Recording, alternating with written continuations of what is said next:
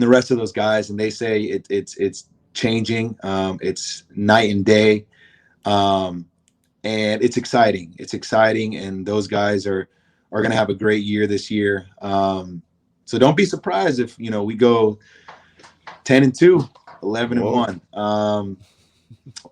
So careful. Whoa. Whoa. Let me tweet it real quick. I'm going to Twitter right now. That's a surprise, but also, you got to be realistic. That's at the high end. Hey guys, it's Terrence Mann. You're listening to Hear the Spear, presented by Noel Game Day. Go Noles. Hey, what's up? This is Peter Ward, aka E-Dub, in the house. We're listening to Hear the Spear, presented by Noel Game Day. Go live, go Noles.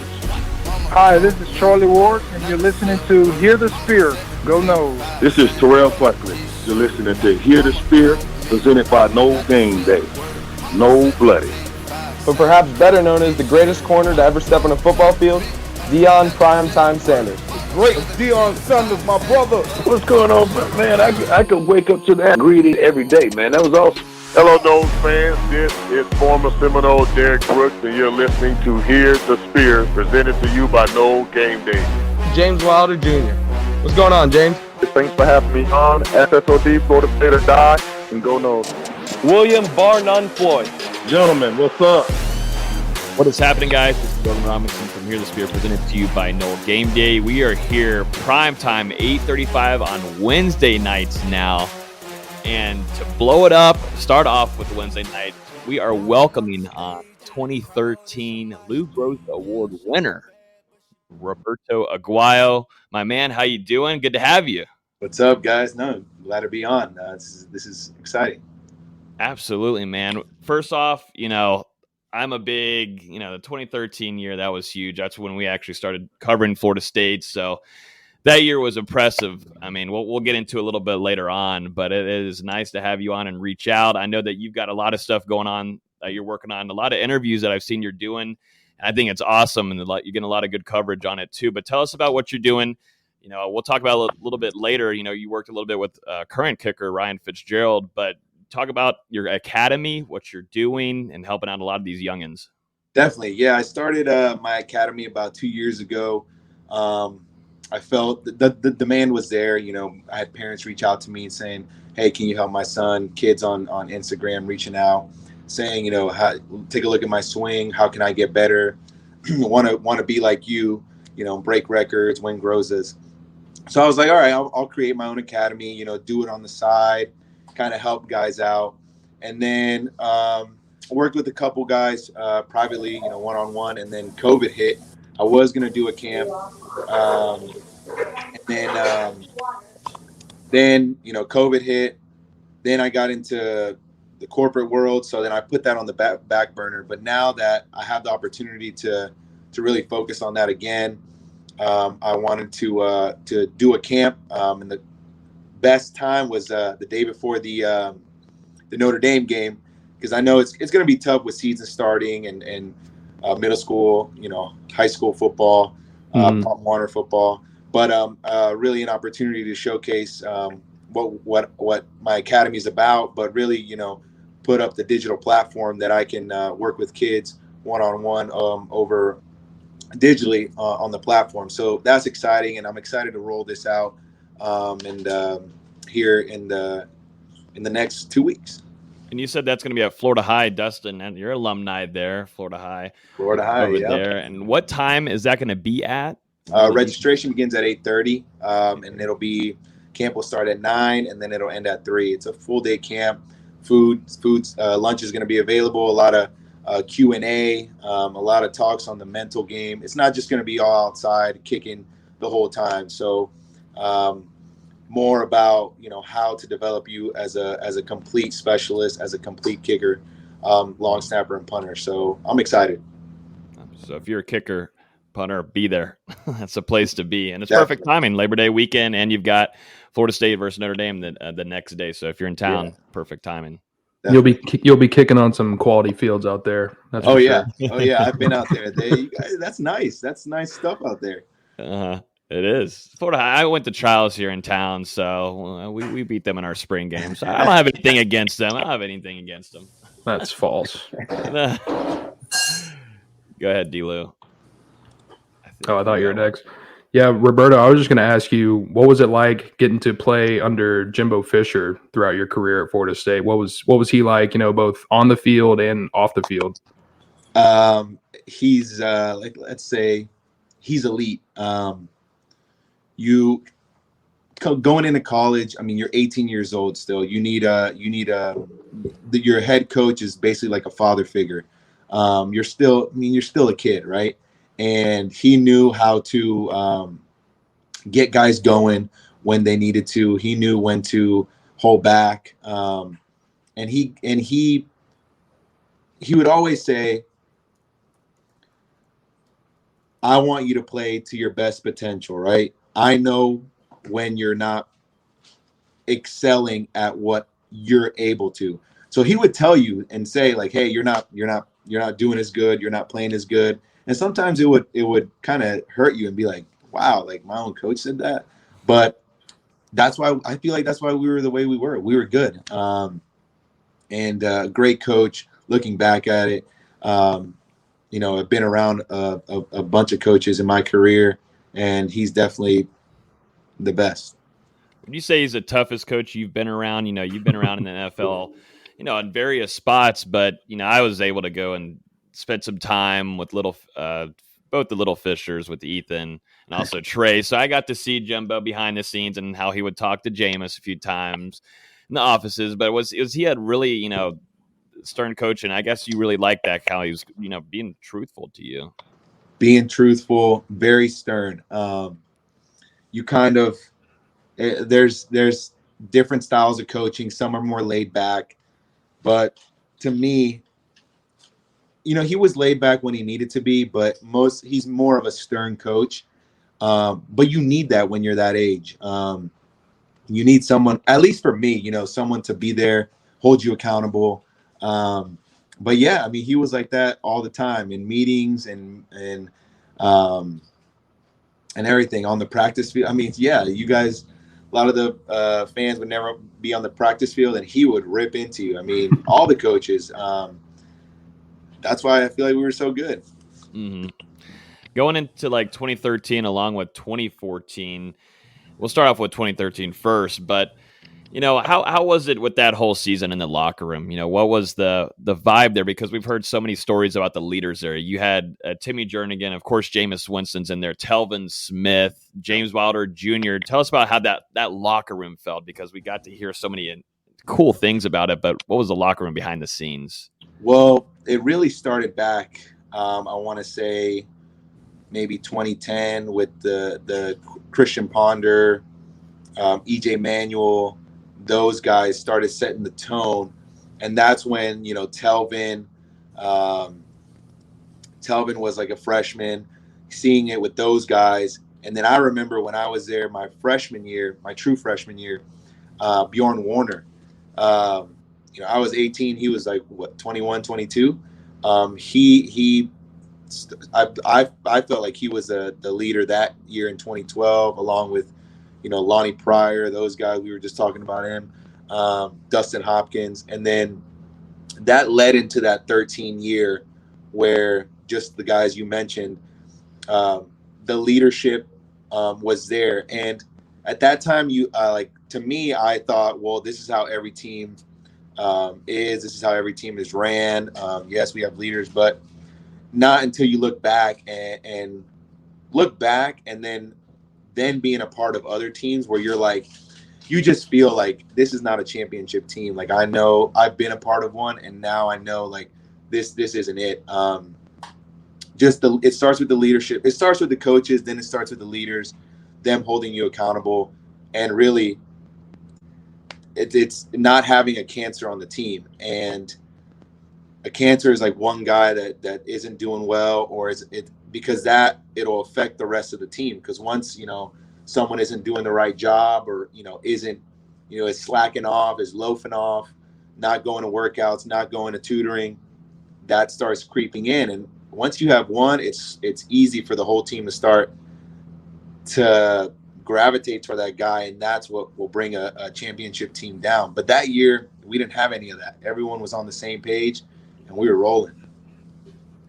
And you just mentioned Dustin Hopkins, and obviously he, along with yourself, you guys are two of the best kickers in Florida State history. So during that redshirt year in 2012, getting to sit behind him, how much would you say that helped you throughout your career, just getting to learn from him for a year? I would say that was a big key to my success, because I remember coming in my freshman year, and it's like a deer in the headlights. You're just like, okay, well, I'm playing football and I'm also at a university. I gotta, make sure I'm getting to my right classes on time. It's just a lot of that is overwhelming. And to me, I look at it as being a specialist or being a quarterback, like especially going into the league. If you really look at it, these quarterbacks that get drafted in the first round, and the guys that sit behind a year and learn and get the speed of the game, get the playbook down, they end up succeeding. You're Patrick Mahomes, Lamar Jackson. I can name off a whole list, but I feel like that's the same way how I was behind Dustin. I watched what he did. I saw how he approached the game. I saw when he warmed up, what he did for recovery, cold tubs, prehab and rehab and everything. All that goes into it, and that's what the fan or the people on the outside don't see. So now, when you look at a true freshman and you look at a redshirt freshman coming in, you can see like, okay, he's had a year to adjust and get ready for the game. And I feel like that was monumental in at my time at FSU. I want to ask about that 2013 season. There were some people who thought it'd be a little bit of a drop off, after Dustin left. You mentioned, how good of a kicker he was, but you came in and had one of the best seasons of all time of any kicker. I don't want to say were you surprised by that, or were you surprised by the way that season went for you? Not really. Looking back at it, I was just having fun. I remember that year when I redshirted, I traveled with the team and everything. And as the season started ending, people were like, "Oh, are you gonna wear the golden shoes? Are you gonna keep Dustin's tradition? Keep rocking the golden shoes?" I was like, "No, that was Dustin's thing. I'm gonna bring a new era. It's gonna be Roberto Aguayo." And I was excited when I ended up getting my shot, and I knew I was ready. I felt confident. I felt ready. But at the same time, I was just having fun. It was just like me. I don't know if like it was the environment or if it was my teammates or whatnot, but it was just comfortable going out there and kicking. And give a lot of credit to Case and Beatty and Phil Dumar, my holder and long snapper. Being a great unit helped a lot. But yeah, man, it wasn't until really when I missed my first kick at Wake Forest. I think it was my 12th kick. And I was 11 for 11 going into the game, and I missed my first kick. And that's when I was really like, whoa, this is my first miss in college football. And it wasn't even that hard of a kick. But I was like, okay, well, now, now time to tighten up and let's bounce back, and kept the rest of the season smooth. And before you know it, I'm a Groza finalist, and it was, the rest is history. Well, there's a question on here from Patrick Beck on YouTube asking you, Roberto. Would love to hear Roberto's thoughts on the new trend of Aussie kickers and punters being recruited by college teams. That's a good question, Patrick. Yeah. You know what? I think probably 10, 15 years ago, that was unheard of. Now in the NFL, you see a couple Aussie kickers, and I think that's the new generation of punting.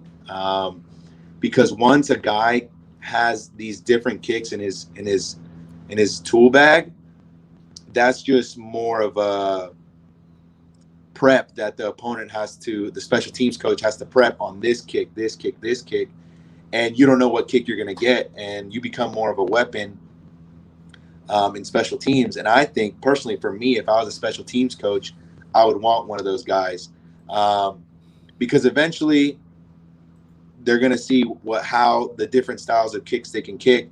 And eventually, right now in the NFL, it's mostly end over end, spiral, straight kicks. But you've seen some guys do these Aussie kicks. I've been around some punters that do some interesting boomerang kicks, and it's impressive seeing it live, where the returner just doesn't know where to go.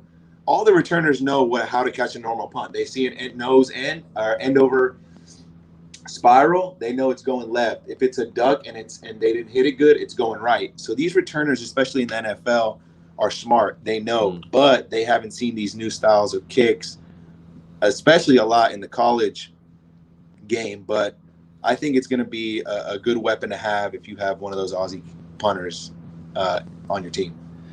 Clint's commented on here. Is there another brother? I got another Aguayo that can play for Florida State anytime. No, that's a wrap. It ended at Ricky. That's a wrap. I got that question asked a lot, like especially my parents. My parents at games would get that asked a lot, like, "Hey, do you have another one that's younger that can come?" No, unfortunately.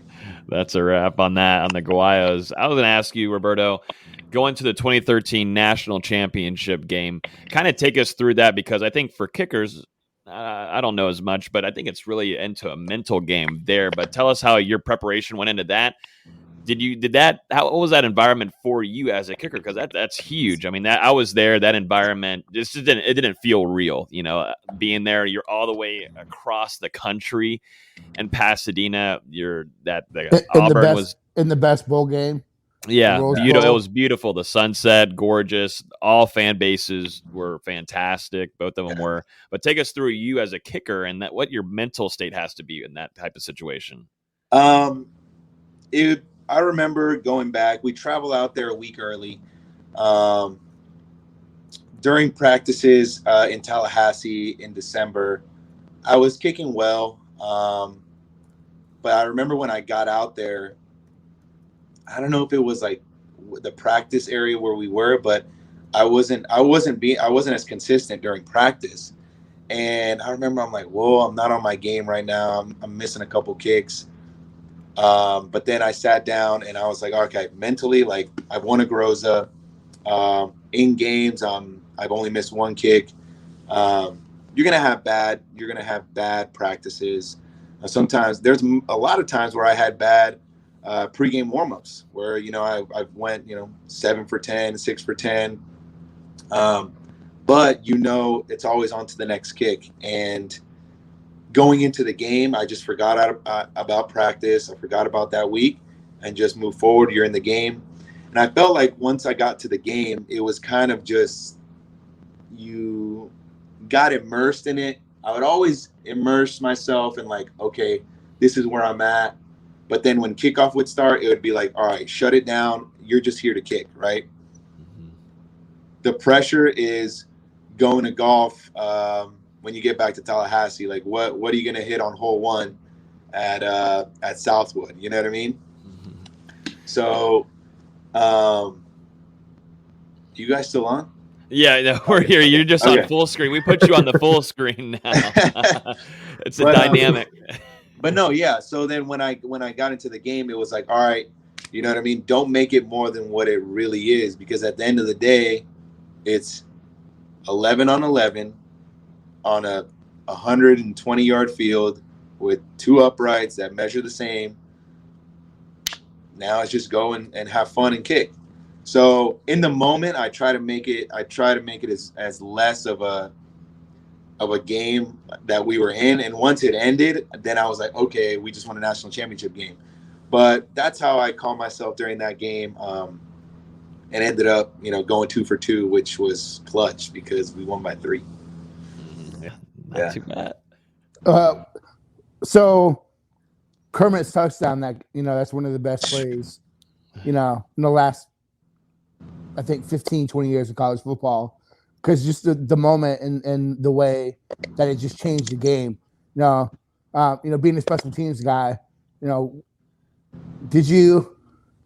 You had to be excited, but what were your thoughts when you saw him, house that kick, and there was just a few minutes left in the game, Well, yeah. Did you feel I it was mean, over then, or were you like, all right, this ain't over yet?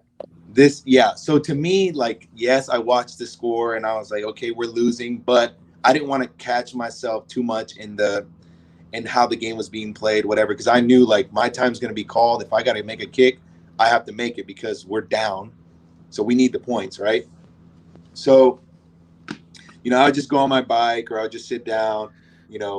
Everyone was just like, I remember Coach Trickett getting the line, getting them ready. You got to do this, you got to change this. But like you try to separate yourself from that. And then all of a sudden, it was against my buddy Cody Parkey. I'm good buddies with Cody, and he kicked off, and Kermit returned it, and all of a sudden you see him going, and all of a sudden you look, and there's not that many guys, and Kermit's one of the fastest guys in college football at the time, if not the fastest, and he takes it to the house, and I'm like, we got ourselves a ball game here. And it's cool because I'll go and watch the national championship game. I'll rerun it probably like twice a year and just sit back and, relive the memories, or like, what was I doing there? Oh, I remember I was doing this, or I was getting Gatorade or Powerade. Can't say Gatorade. Powerade. Yeah, can't Powerade. say no. Odell's going to get on you. Yeah. Odell's going to come in here. But no, after that kickoff, I think that turned the game, and then Carlos Williams fake punt. Mm-hmm. Los. Yeah. That was a pivotal play. Yeah. Not a lot of people, you always got the Kermit, you got the Jameis to KB, but that play right there, and that's not what Jimbo, that's not him as a coach usually. That's very rare that's going to come out, and it came out on the grand stage in the at the national right championship. time. Yeah. And I remember we had practiced it, but we had practiced it all year, but we had never used it. We didn't really need to. Yeah, I remember when they called the play on the sidelines, I was like, "Oh my gosh! Like, this is probably." I think that was my first ever fake punt, and probably still through my whole FSU career, that was probably the only fake punt we ever called. And you always kind of get nervous because you're like, "Will we execute? Will we jump? Will we false start? Like, you know what I mean? Like, and it started with Phil. He snapped it perfectly. Kaysen did the fake, and Carlos got the yardage we needed. First down, boom. This is a question from Dan real quick. We'll run through a few of these, asking someone that you looked up to, who their favorite player was. Who would that be? Someone who I looked up to was kicker-wise. I guess kicker-wise, definitely Graham Gano. And then when I was there, Dustin. Graham Gano, liked his swing. The way he, aesthetically swung, it was very efficient. Dustin, obviously, what he accomplished, I was like, he's doing something right. So, I got to see what he's doing and kind of try to emulate that. Guys from Florida State that I looked up to was, I remember when I was little, like Chris Ricks. I just, he was, I don't know, like he was cool. Good quarterback. But as kickers, I would say those two guys that I looked up to. This is an interesting one here from Clint. Have you ever considered being a special teams coach? No, I've gotten that request or that question from a couple people. I think, I could be one, and I think I would be a good one. Maybe later down the road. I'm gonna try to work on my academy and start that and help guys that way. But definitely, I've learned so much being a part of the game. I've learned so much being in special teams meeting rooms, seeing the different schemes that different coaches run, seeing what works best. And I would catch myself sometimes in meeting rooms where I'm like, you know what? If this guy ended up blocking this way and this guy took this guy, I think this would be a really awesome play. So I have dabbled in thinking about being a special teams coach. Maybe later down the road, we'll see. So I wanted to ask, you ended up declaring early for the 2016 NFL draft, obviously got drafted. And then that same year, your brother Ricky came in and kind of took over your place as a starting kicker at Florida State, continued that trend on for the next 4 years. So, 7 straight years of an Aguayo starting at kicker for Florida State. But my question is, and if you would have came back for your senior season, how do you think that kicking battle with your brother would have gone? I mean, who would have won? Ricky started off that season really hot, came out, went 6 out of 6 against Ole Miss in that comeback victory. So just what do you think about that competition? Honestly, we've thought about it. We've talked about it too. That would have been fun, but I think it would have been the competition would have been fun, and we definitely would have had battles out on the field. I'd have definitely told Coach Fisher, "Hey, Coach, let's rattle Ricky. Let's get him some pressure." Because I remember when I was 18 coming in, you feel young, but no, I would have done it for him to get that pressure, get that excitement going. But it would have been fun because I would have been able to show him the ropes and kind of just basically my role when I was with Dustin, right? Mm-hmm. And as I left and him coming in, I know it was tough for him coming from high school, 18, and then you're starting and you have to replace not only your brother but one of the best kickers in college football history. You know what I mean? So I knew he had a lot on his plate and it was tough, and he would call me and I would help him, and I would tell him, "Hey man, no matter where you would have went, even if you would have went somewhere else, Auburn, Tennessee, wherever, you would have carried the Aguayo name on your back. People would have known who you were." So yes, there's a lot of pressure, but it's good pressure, and I was there for him, and but it would have been a different story. I mean, maybe a lot more records would have been broken. It would have been cool to be there with my brother for sure. I want to ask, 2014 was not fun as a fan. Just with getting down 24-7, but the always battled back. So what was that year like going through that? Coming off 2013, being one of the greatest teams of all time, and then 2014 was still a very talented team, still made it to the college football playoff, but something just didn't seem to click that season. What were your thoughts on how that season went? So I think we came off of that 13 year. We were successful. We were great. We lost a couple good leaders, a couple good guys, but we knew we had some returning, and most of the guys returning, and we could do it again. But I think we got, at least this is what I think, got caught up in like, we won a national championship. We're good, got a little bit maybe too cocky, and we knew at the end of the day we could come out with a victory. So we would always start slow. And I remember Coach Fisher, told us, don't start slow. But eventually we would be there down 14-0, down. I mean, the Louisville game, we were down like 21-3. But we ended up somehow coming back and winning. And when it's like that, eventually you're gonna get caught, and we got caught in that Rose Bowl against Mariota. And I remember because it was that streak, the 29 game win streak. Yep. And we were winning, and it just became kind of a like, it's Louisville, we're gonna win.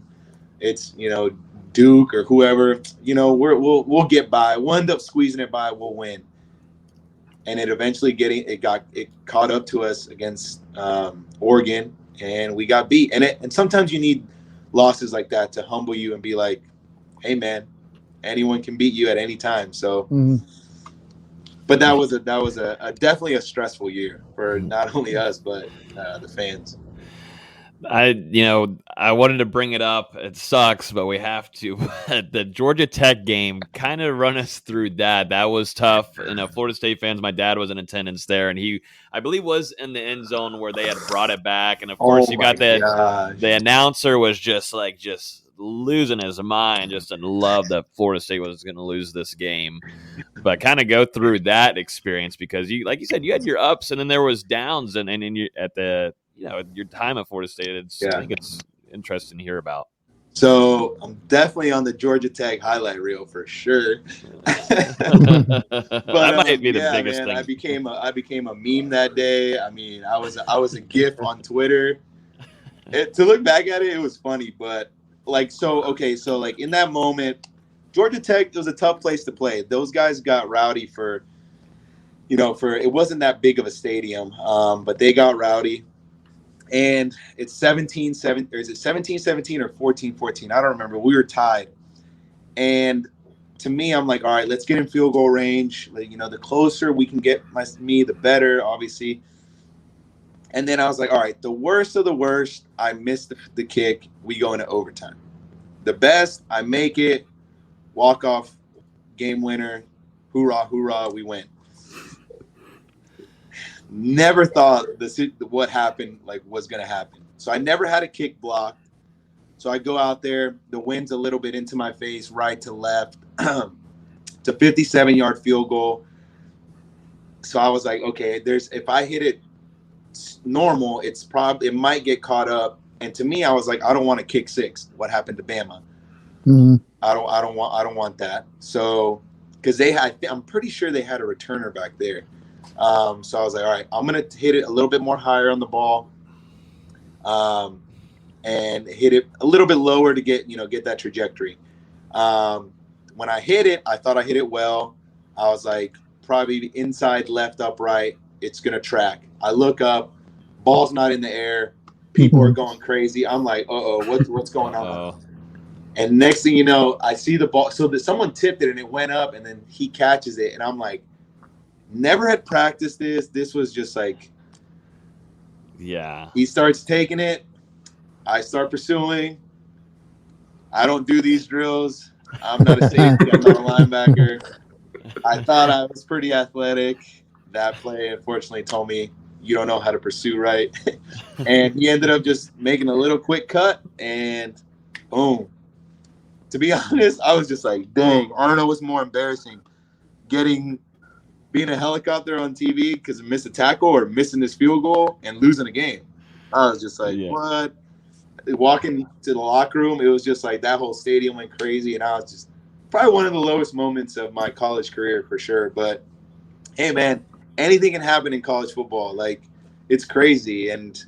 But now looking back, I mean, it's definitely a good learning moment, a good teaching moment it'll be a high. I'm sure coaches have played this highlight tape for other teams to, hey, prepare for this because this might happen. So, But yeah, I think a lot of Florida State fans were surprised that the kick was blocked. Maybe not necessarily you make the kick. I just sat there and stared at my TV. Like, I was just surprised that the whole play happened, but more also that the kick was blocked. Like, I never expected that. I know. And I had never had a kick blocked. And the only way I thought someone would block it would be off the ends. But with the operation, it would never happen. I had a great field goal line, field goal unit that, like Coach Trickett would say, that bite the bullet. They would always bite the bullet, and I knew they were never going to come from the sides. But then when we rewatched film, this dude got up there in the middle. And if you time it perfectly, they knew it was a long field goal, so I might have to hit it a little bit lower. I didn't hit it that low, but he got a finger on it. That's all it takes. Yep. I'm going to ask you, Roberto, we are sponsored by Hobbit, bar and grill here in Tallahassee. And supposedly I was told that you've been there a few times. Uh-oh. Am I muted? Oh, can you hear me now? Oh, I might be losing him, actually, on his end. All right, you cut out. All right. Oh, there we go. Now it's back. I was told that so we're sponsored by Hobbit Bar and Grill here in Tallahassee, and heard that at least the owner told me that you were there a few times over there on the location near Doak. Do you have a special sauce that you go with the wings? Like, you got the Garnet Gold, got the Carolina Gold. Hobbit, remind me where that's at. There's so many new restaurants now. Pensacola. So it was around when you were there. It's not a new one. It was, let's see, I believe it's off of Pensacola Street. It was by the old Gold's Gym in like a plaza off Pensacola Street. They had I'm trying to think here. They said Sherry, the owner there, was saying that you, along with a lot of the lot of the other players too were in there having a good time, and they all have wings. So I was just wondering if you had a special wing sauce or any kind overall that you like the most on your wings. Very important question here. This is the most important question. Drum roll. Well, we debate because I'm a boneless guy. I don't like to. I don't like to, sit there and have to fight my food, man. I just want to eat it and go. Yeah. Carolina Gold. Carolina Gold. I'm right there with you on Carolina Gold. That's what that's I get. That's a good pick. It is. And real quick, well, now that Nate brought it up, boneless or bone in? This is really important. I think I'm gonna go bone in. Thank you. Yeah. It's not really a wing. You know what I mean? Exactly. Thank you. The comments are gonna love that one. Yeah. I know. That sadly will probably be the biggest thing out of this. So I want to ask about the draft process. Yep. Going into that, did you have an idea Tampa was going to take you that high? So or were you still kind of taken aback by that? So my agent told me I was going to either be taken between the 2nd or the 4th. So I was like, okay. Never knew Tampa was going to take me. They never spoke to me during the whole process of that year getting drafted. The only time I had contact with them was when their special teams coach at Pro Day at FSU. After I did my Pro Day, after I did my kickoffs, kicks, he brought me to the side and said, "Hey, can you kick 2 onside kicks?" I was like, "Sure." He's like, "Kick end over a double hop and then kick another type." I forget what he said. And he was like, "All right, thanks, Roberto. Talk to you later." And that was it. So I was like, "Okay, cool." He just wanted 2 onside kicks, whatever. And they never talked to me after that until I got the phone call that they were trading up. And I knew when I got the phone call and it was an area code for Tampa, I was like, it's probably the Bucks. So yeah. But it was cool. I mean, I didn't really want to get caught up in the process because it's easy to get like anxious and be like, where am I going? What city am I going? I was like, this is God's plan. God's in control. I'm not going to sit here and be like, well, Dallas needs a kicker, or Minnesota is might get a kicker, right? I was just like, whatever happens. When I get the call, boom, it's gonna happen eventually. So we'll wait and see, and that's how it happened. But when you were going through that process, did you have an idea where you may go? Was one team, 2 teams talking to you more than the others? Yeah, I mean, you probably had an idea, but Connor Barth was on the team, and he was doing decently, right? You never thought like, oh, they're going to draft a kicker for sure. So Tampa was never like, okay, they need a kicker. But you thought like maybe 4 or 5 teams might make a move. But then I was like, well, if I'm going to sit here and think like, oh, these 5 teams are going to be ones that pick, and then I get picked by someone else, then it's going to be like, well, that was a waste of time. So I was like, whatever happens. And like, that's what my agents would say. Roberto, we could be thinking about these 5 teams, but at the end of the day, something wild could happen and you're somewhere else. So you can never predict where really you're going to end up being taken. I was going to mention on here, don't want to keep you on here too long, but to talk about the current state of Florida State and where you think it's headed. I don't know if you've had any kind of interactions with Mike Norvell, but also we can talk a little bit about, Fitzgerald, also Growth House, and the Aussie. You say it, Dustin, the Aussie from down under. Do it with your accent, please. Embarrass the punter from down under. Yes. Yes. So kind of talk about, the current state of Florida State, where you think it's headed, because that's awful. So yeah, current state. I've met Coach Norvell. Great guy. I remember when it was announced that he was going to be our coach, just the energy he has. I would see the videos and everything. And then when I got the chance to meet him in person, it was awesome. It was great. I felt the vibes, a lot of the similar vibes of what Coach Fisher had. And he's younger, but he knows, what you want when you're with him, and you know what you're going to get. And unfortunately last year, I feel like COVID kind of hindered his, what he wanted to do with all the protocols and everything and people meeting virtually. But I think he's done a great job this spring. and getting the guys rolling. And I talk a lot with the special teams unit there with Fitz, Mastramo, Garrett Murray, and the rest of those guys. And they say it's changing. It's night and day. And it's exciting. It's exciting. And those guys are going to have a great year this year. So don't be surprised if, we go 10-2, 11-1. So careful. Whoa. Let me tweet it real quick. I'm going to Twitter right now. That's a surprise, but also, you got to be realistic. That's at the high end. Be realistic. Anything 8-4, 7-5, like that would be, you know what I mean? Like that's not bad at all. And it's gonna, take a couple of years, just like how Coach Fisher, when he came in and did his thing and got us. It took him a couple of years to get us to where we were. But I'm excited for them, that whole coaching staff. It's gonna be good for FSU, and I'm excited for week 1. Yeah, I guess you'll be in attendance. Yes, for that one. Yes, that is going to be a wild night. Yeah, a couple former players are coming that I know, so it'll be exciting for sure.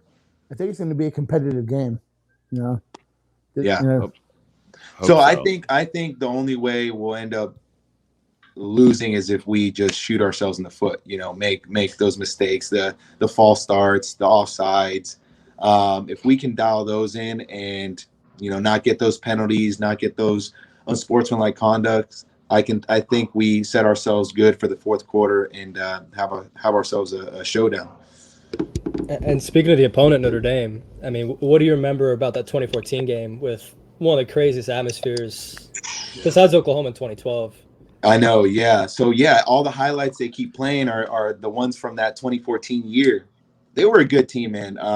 Tough. Never back down. Everett Golson was their quarterback. They're just a team that comes ready to play. And to me, I wouldn't be, they're Notre Dame and they're going to come ready to play. And I know we'll be ready to play. And a lot of it is going to have to do with that environment. That Doak has to be packed. The war chant going on full blast because that rattles opponents. I mean, I remember I'm playing in the NFL, guys that I would meet, they're like, dude, man, I hated playing in Doak because y'all do that, this thing. They're like, man, that thing, y'all get loud and we can't hear anything. It's just like, it's tough playing there. So it affects those guys for sure. So I think us being rowdy, affecting them, rattling them is going to be key. But no, I remember that game. Remember the pick that they ran on us? Oh my gosh. Yeah. I remember when they scored, I was like, no, but then the pick happened and we ended up winning. So it's all good. Brian Kelly's always got something up his sleeve. Yeah. It just didn't seem to get away with it there. So yeah. So thank God. Brian Kelly. Exactly. So Brian Kelly's an elite scumbag. So he's one of the top 5 scumbags of all time in college football. So I was happy to see that call reverse. Come back. I think all of Doak was absolutely. But yeah, anybody else have anything more for Roberto? I've got him on here past 30 minutes. You're good, guys. Hey, man, I'm always down to chat. But no, man, I think this was a phenomenal interview. And I think, moving forward would love to have you on too, and maybe preview a game in the future too. Definitely. Yeah, I think that would be really fun. And, I want you to talk a little bit too more where we can find the link and more information to your camp, because that's only now, that's next weekend. So it's coming up soon. Definitely. Yes. So the link to register is in my bio on Instagram. Go on my website, rakickingacademy.com. You'll find all the information there if you want to DM me directly. But more information will be coming up on my website. And then excited for this fall on the digital platform. That's going to be exciting. So, excited to get that rolling and excited for this fall season for the Noles too. Absolutely, man. Roberto, from all of us here, definitely appreciate you coming on here for about 45 minutes and talking some Noles and everything, man. It should be a fun season ahead, and it was definitely fantastic. I've always thought about having you on here, so it was definitely a privilege to get you on here, man. Yeah, I'll probably see you guys that Notre Dame weekend. I'll probably see you guys at the game for sure. Yeah, I'll try not to be so intoxicated. Don't come near me if I'm. It's all good. Right now, I'm nice and relaxed. So, but nah, but for real, yeah, if we definitely run by each other, definitely have to say hey. But definitely, thanks for coming on here, man. Definitely. Thank you, guys. Y'all have a good night. Thank you. You All too, right. Roberto. All right. So sweet deal. That was a great interview, man. I've been always thinking about having him on, and it's great to hear from a specialist of that 2013 national championship team, and the mentality he had to have during that game, because I know I was sweating, already nervous, and I didn't even play on the friggin' field at all. Yeah, definitely. I mean, we haven't really had a special teams player or a kicker on the podcast before, so I think just getting to hear that insight into how much of a mental game it is for kickers as well as physical was also pretty cool.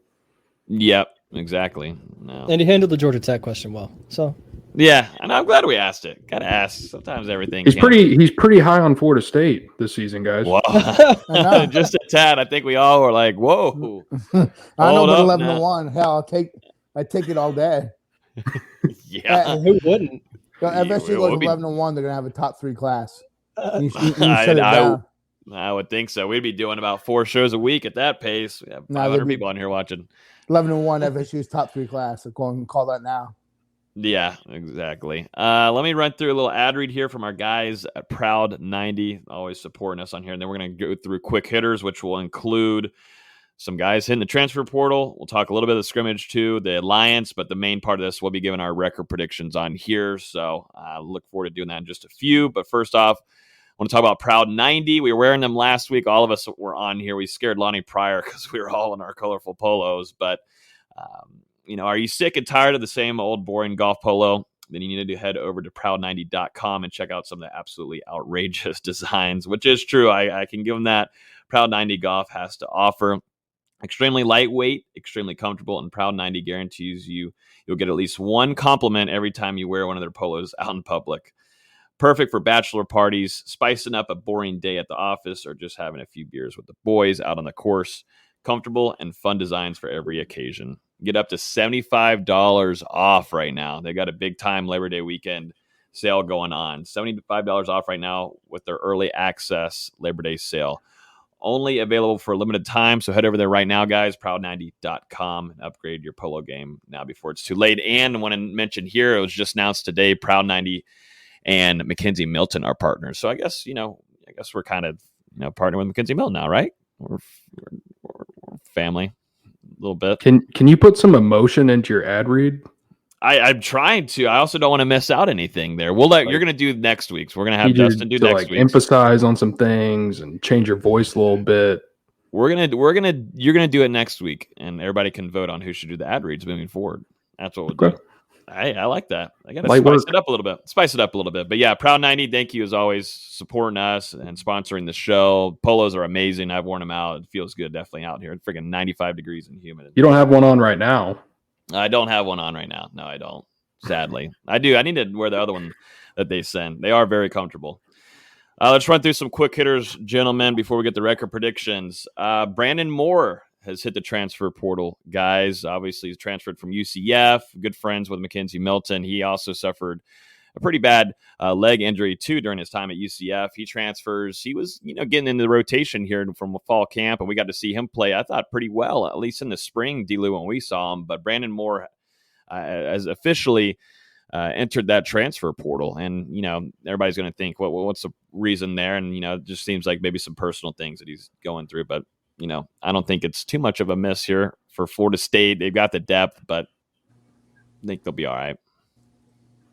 I think it's more just, like you said, a personal thing. I don't think it has anything necessarily to do with, the coaching staff and the fit at Florida State. I just think, at the time, it worked out for him. But, coming into the season, I don't think he was really going to compete for a lot of playing time.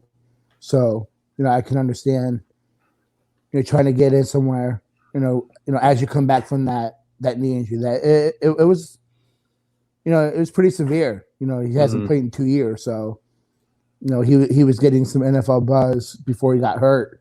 So he's trying to make it back. So he's got to get to a place where he can get on the field pretty quickly and show what he's got. Yeah, like you said, he's got one season of eligibility remaining, if I'm correct. So it's really important that he finds a school where he can start, and if not start, then play, a ton of reps as a reserve. And he made some flashes in the spring. I was actually pretty impressed, and I didn't think he was going to be a starter for Florida State this upcoming season, but thought he could play a role in that defensive backfield. And I mean, it just seems like it didn't work out. Another name to note on here, which was a big time conversation on Twitter because it was just dramatic all throughout the afternoon. But this one with FSU defensive end Josh Griffiths plans on entering the transfer portal. He put out a note today, but it really started earlier. There was a few outlets reporting, and from the SIDs, Florida State told him that he's no longer with the program. Then his mom tweets and says, "This is completely false, not true." And so that just sparked up everything between the fan base and everybody fighting one another. It's usual FSU Twitter kind of dealio. But, now it is official. Josh Griffiths will no longer be with the football program of Florida State. Everybody's wondering about vaccines and all this kind of stuff. From what I was told to a close source with the situation, it had nothing to do with vaccinations. It's really football related more than anything. So, yeah. Gentlemen, Josh Griffiths no longer with the Florida State football program. Yeah, and I mean, you saw it last year with him coming in as a true freshman. He was a reserve defensive end, sitting in that third, fourth string area. And Florida State, I mean, they didn't have a good defensive end room last year, and he still couldn't really fight for a lot of playing time. And that's not an indictment on him. Some true freshmen, it takes longer for them to develop. But then you look at what FSU did over this offseason, completely revamping the defensive end room, bringing in a lot of true freshmen, some transfers. It just seems like he was kind of one of the odd men out in this equation, and it was an uphill battle for him to earn significant playing time at Florida State. I just think he's going to look for another opportunity elsewhere. I'll choose to not say anything because, some people got upset with my comments about Travis last week. So I'll just say, good luck to the kid, and, Florida State will continue to recruit and fix that position. Yeah, I mean, he would have been a third-team guy if you're looking at it. First-tier Kier, you've got Jermaine, second-tier McLendon, and you've got Kushney coming in, along with, Quashawn Fuller's had a great spring and seems like a pretty decent camp, too. He was on that third tier, Well, plus some of those true freshmen, I think, at this point have probably hopped him as well. Yeah. So just a lot of competition in that room, and for good reason with how bad they were last year. Yeah, exactly. Let's jump into some scrimmage stuff, gentlemen. Scrimmage number 2 happened just this last Sunday. It had the whole kind of feeling of a game. They had music. They had warm-ups. They actually got to stay in Doak this entire time. They were under the lights. 4 quarterbacks participated. We didn't hear anything about Mackenzie Milton. J-Trav, from what we saw, no turnovers. Played well. Then you also had Chubba Purdy, who I think is really excelling right now, Nate. We've talked about him quite a bit, but it seems like he's getting into a rhythm now with that quarterback room, getting that offensive down. Because if you think about it, he wasn't here this whole offseason. He's having to build that chemistry with those wide receivers, tight ends, running backs. And it seems like he's starting to get a groove there, which is great to see. Because now, everybody's talking about what's going on with Milton. Who's going to be your pure number 2 if there's something that goes wrong, But yeah, just maybe the quarterback conversation, gentlemen.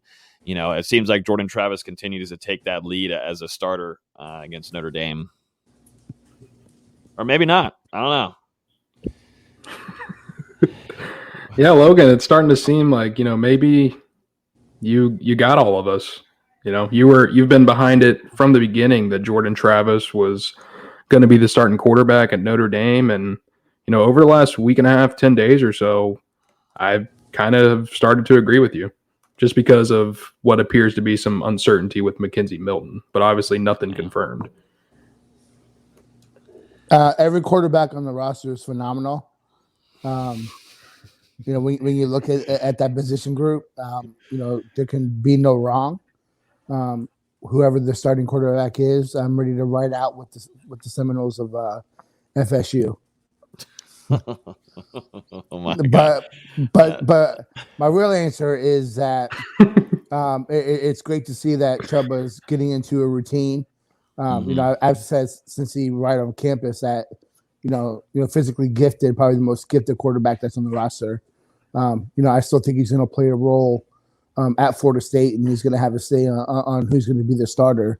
I haven't lost, my confidence in him. I know there's been some frustration with him off the field and some time with the coaches, and I can understand that. But it's good to see him coming around. It's good to see that Travis is continually improving, and sounds like that. He's been extremely consistent. And then you have Milton. You have that's the wild card right now, in my opinion, on what happens with the season. Either Norvell's doing some crazy game planning and just really tricking with Notre Dame and Brian Kelly, or it's actually real that it really is the Jordan Travis show moving forward. I don't see that. I don't see how that can be, because you've got a quarterback that just got on campus, still understanding, trying to build chemistry, and now you don't see him participate in the second scrimmage, which stinks. I think that would be a case if he arrived, in the summer, but he's been at Florida State now since January. So I'm not really concerned about the, building that relationship with the wideouts and the tight ends and the running backs, because he's someone that was leading that charge in the offseason. So I'm not really concerned about that. It's just the flow of the game. And we saw in the spring game, he's a gamer. But, you have to be healthy going into that, that first game of the season. And if Travis has been the most consistent and, been the one that's getting the reps and been the one that's getting, the flow of the offense, and that's the route you have to go. So, I'm just excited that, we're a week out. So, whoever's the starter is whoever the starter is. And I'm ready to roll. Yeah, I mean, so far, Mike Norvell has stayed pretty coy on the situation, not saying really that one quarterback is ahead of the other. And, honestly, there's not really, I would say, much upside to Florida State naming a starter prior to the Notre Dame game, because it'll just give the Irish, the signal caller to put their focuses on. Mm-hmm. So I think you should just continue this thing all the way up until kickoff, make them be confused, make them prepare for every scenario, and then hopefully they'll mess something up. Yeah, why not? Screw with them. Screw with Brian Kelly. Nate loves Brian Kelly, so I think he's on. Can't wait for next week. When we preview Notre Dame. I invited him on, actually. We were emailing earlier today. Me and Brian Kelly. SIDs over there up there in Notre Dame. Mm-hmm. Oh, no, I just go to him directly. Oh, is that right? Let's note on a few more things here. We already published a YouTube video. Me and Dustin broke down that whole scrimmage. But to note, DJ Williams seems to be making a big time turn there. He had the most impressive night from what we've been told. Physical guy, absolutely trucked someone. Not going to say who, but trucked the guy, a DB, and looked like he was in some good form. Well, we're all talked about it, so you might as well say who it is. Norvell said something about it? I guess I missed that. Did I miss it? I might have missed it. If not, it might be in the Discord if you guys aren't in there. But yeah, DJ Williams looked good, and he's trimmed off some body fat too. David Johnson talked about him losing about 15 pounds, so that's a great thing there. And we've heard about Corbin. We've heard about Deshaun Ward. Deshaun Ward, thank you. I've talked too much about Deshaun Ward. Yeah, totally. So now you have DJ Williams. That room is massive. Yeah, they're going to need him, especially, from the 20 going in. I think that's when he's really going to help this team. Good to see he's coming around, because Florida State needs that depth. They ran it all last year, and we know that Norvell's not really necessarily a primary back guy. He likes to rotate and go with the hot hand. So, the more options, the better for the offense. Yeah, I mean, you've got really 4 capable guys at this point that will all be able to split carries throughout the season. You've also got Corey Wren and some other guys that you can kind of work with as gadget guys. And like you said, Nate, Mike Norvell loves to use his running backs, and I mean, he's got a full stable. Yeah, no, he does. Andrew Parchment also had a nice he had a slant touchdown from Jordan Travis. To note here, Brian Robinson did not participate once again.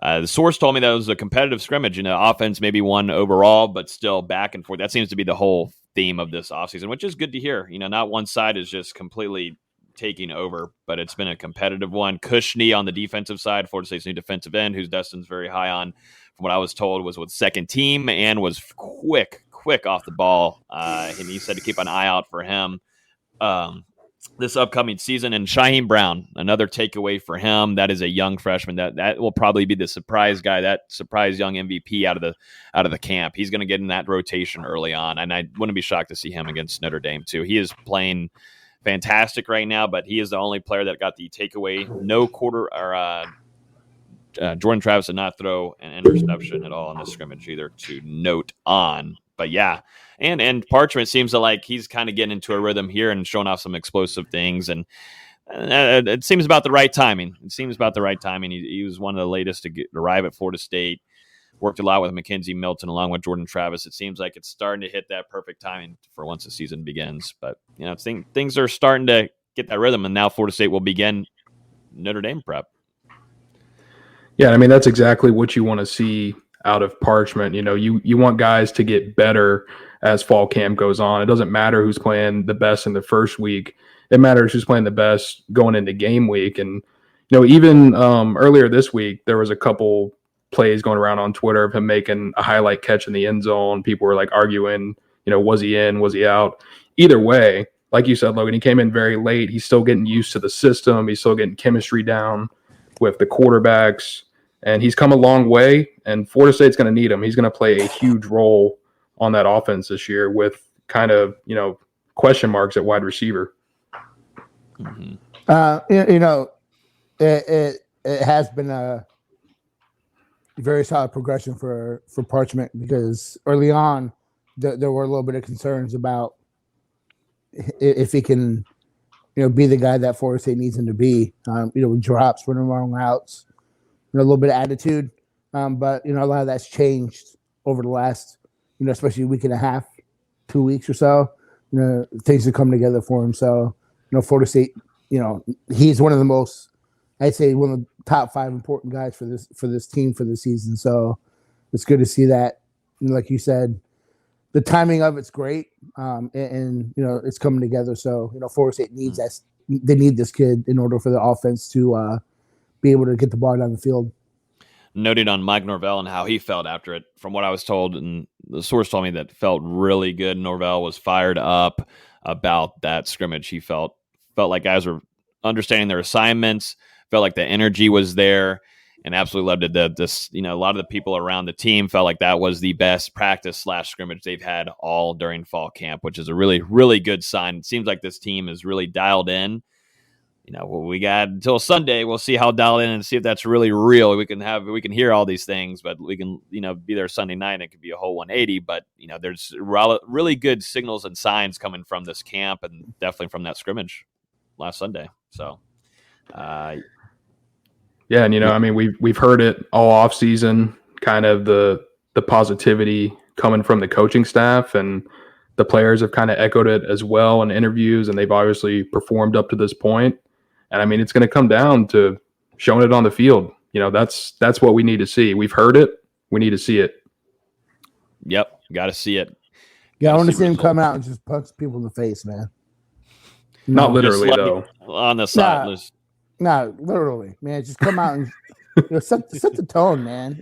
Just punch Brian Kelly in the face. If a dude comes out and punches Brian Kelly in the face, everyone's gonna love it. I'm okay if he designates someone. Hey, you just run out, and that's what you just, let it be Preston Daniel, the walk-on tight end. Let him just go out there and lay somebody out.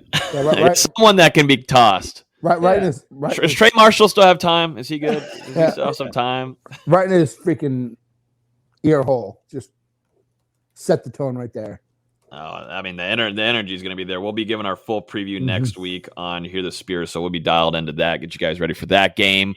Let's jump into some other things here, some other quick hitters. The Alliance. So I did a YouTube video on this. There was a press release. What a joke. Yeah, no, it was a kind of a letdown, and I don't think I wasn't expecting a whole ton of where you'd have a schedule and maybe a mock draft of what everything would look like. But I would rather pretty letdown to me. I think it was a letdown. I'd rather than just take their time, figure out what they want to do, than announce it. I think they rushed into an announcement. All right, guys, we're having an alliance. Great. I would have liked a little bit more time, but I understand you got to get ahead of it because the SEC, their relationship with ESPN owning SEC Network, and then the Longhorn Network is pretty powerful in and of itself, and then you have them joining up with the SEC.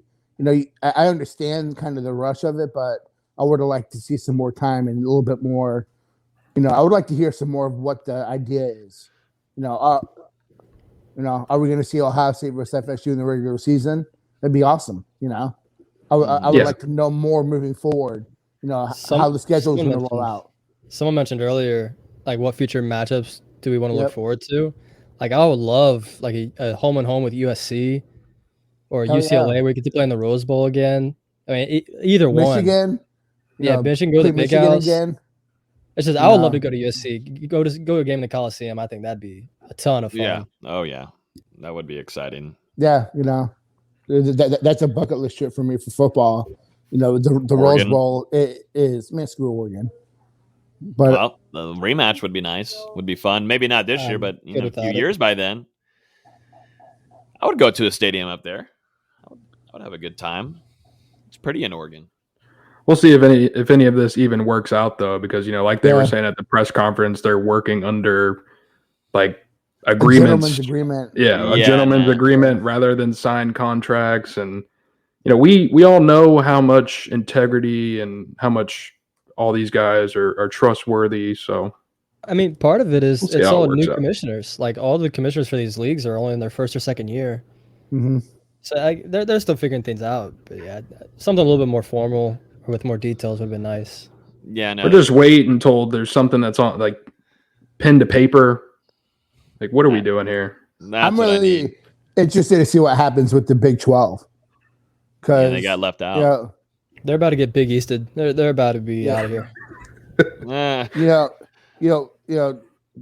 I'm by a interested thread. to see do some of those teams go to the SEC?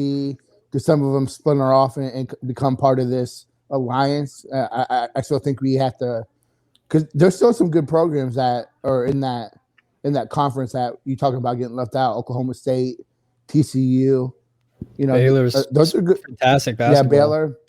Those are really good programs. Not just football, but like you said, Austin. Basketball, baseball, all that kind of stuff. So, I don't think it's done yet with some of those teams. I think they're going to end up somewhere, whether it's SEC or part of this alliance. So, no, I'd still think that there's nothing signed at all. I still think the SEC is still looking at teams at the ACC. Looking at Florida State, looking at Clemson. I don't think that's over with. That's why some of these teams aren't going to sign. They're not going to. The president is going to sign to something like this. There's still SEC wants to poach. They want to make a mega conference, and they would love to have a Florida State program in there, that brand in there. They want to have the Clemson, that competitive edge and brand. Even a Miami, they would love to have. So they're not done yet whatsoever, I don't think, and that's why there's nobody signing anything. So it's just kind of like, woohoo, we're going to make an alliance. I mean, none of this is going to happen anytime soon. Right. But I still think the SEC secretly after a lot of these guys. Oh, absolutely. They're probably after schools in all three of these conferences, and that's why the conferences are getting together to, try and start something, but we'll see if that actually comes to fruition. And at the same time, depending on if schools can get out of contracts or whatnot, the SEC obviously brings a lot of money. A lot of money. Would you be fine with Florida State going to the SEC? And this wouldn't happen anytime soon. It would take a few years, but yeah, I was looking at that. The Big Ten conference made more money than the SEC. The ACC was like fifth, though. Fourth or fifth. I forget what it was.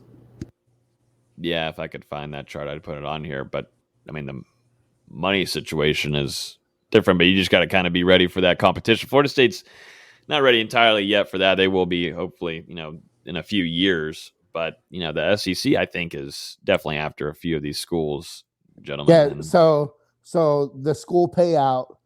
So the Big Ten last year made $768.9 million, SEC $728.9, Pac-12 $533.8, ACC $496.7 million, Big 12 $409 million.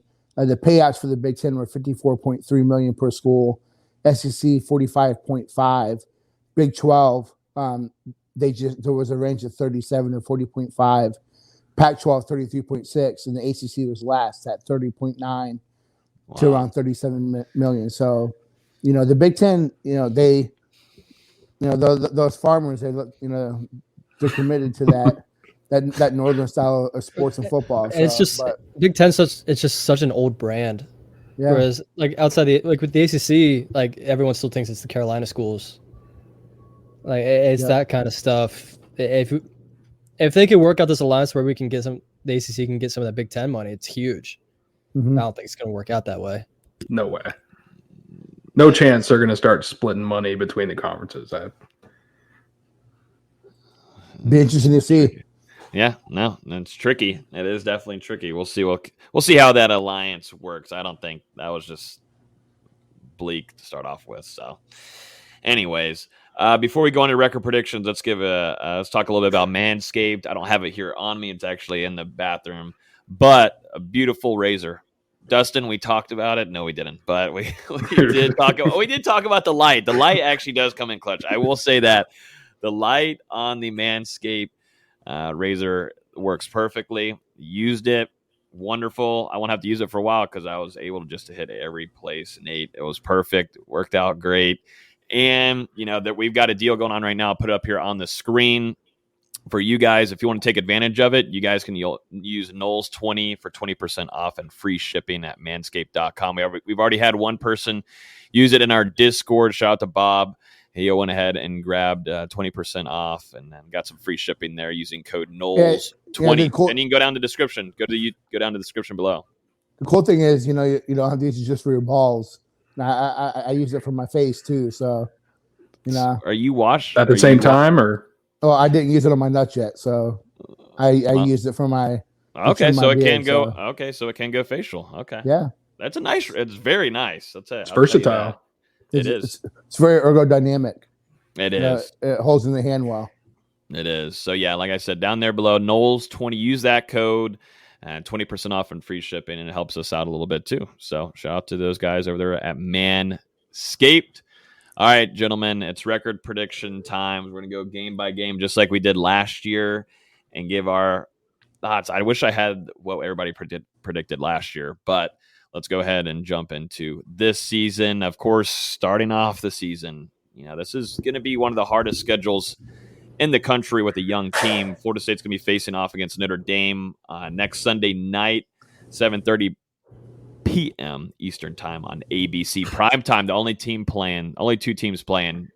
What are you laughing about, Dustin? Why'd you have to be like p.m.? I like it. It's better 7:30 p.m. I'm trying to hype this up, all right? I'm trying to get my job with like a hype man.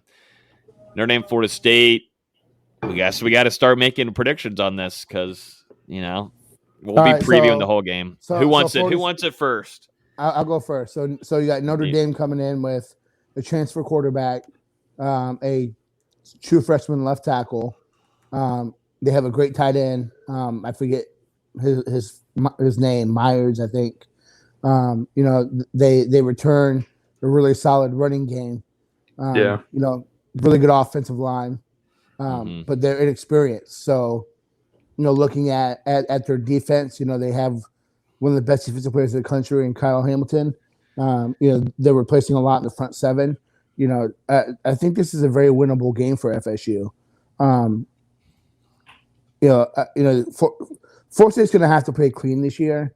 Like we've talked about, I think their first 40 or so are good. They just can't afford injuries. So I think that, this is going to be a competitive game. You look at the point spread, it's only 7 right now. I think it's going to be a competitive game. But I'm very close to picking FSU to upset. I'm not there yet. maybe next week. Yeah, maybe next week. But right now, might change. Right now, I would say Florida State loses a very close one at home to open the season. I think they come out very competitive. And people need to remember last year Florida State was up 17-14 at the end of the first quarter, and they were playing very well until, if I remember correctly, a couple of injuries, and then Florida State couldn't stop the running game for Notre Dame, and that's going to be the key in this one. Is can Florida State's defensive line and the linebackers just be much better and more sound in the run game? So, yeah, and I mean Go ahead, Austin. I think we're all going to have very similar thoughts with Notre Dame's inexperienced, but Florida State has to show us something.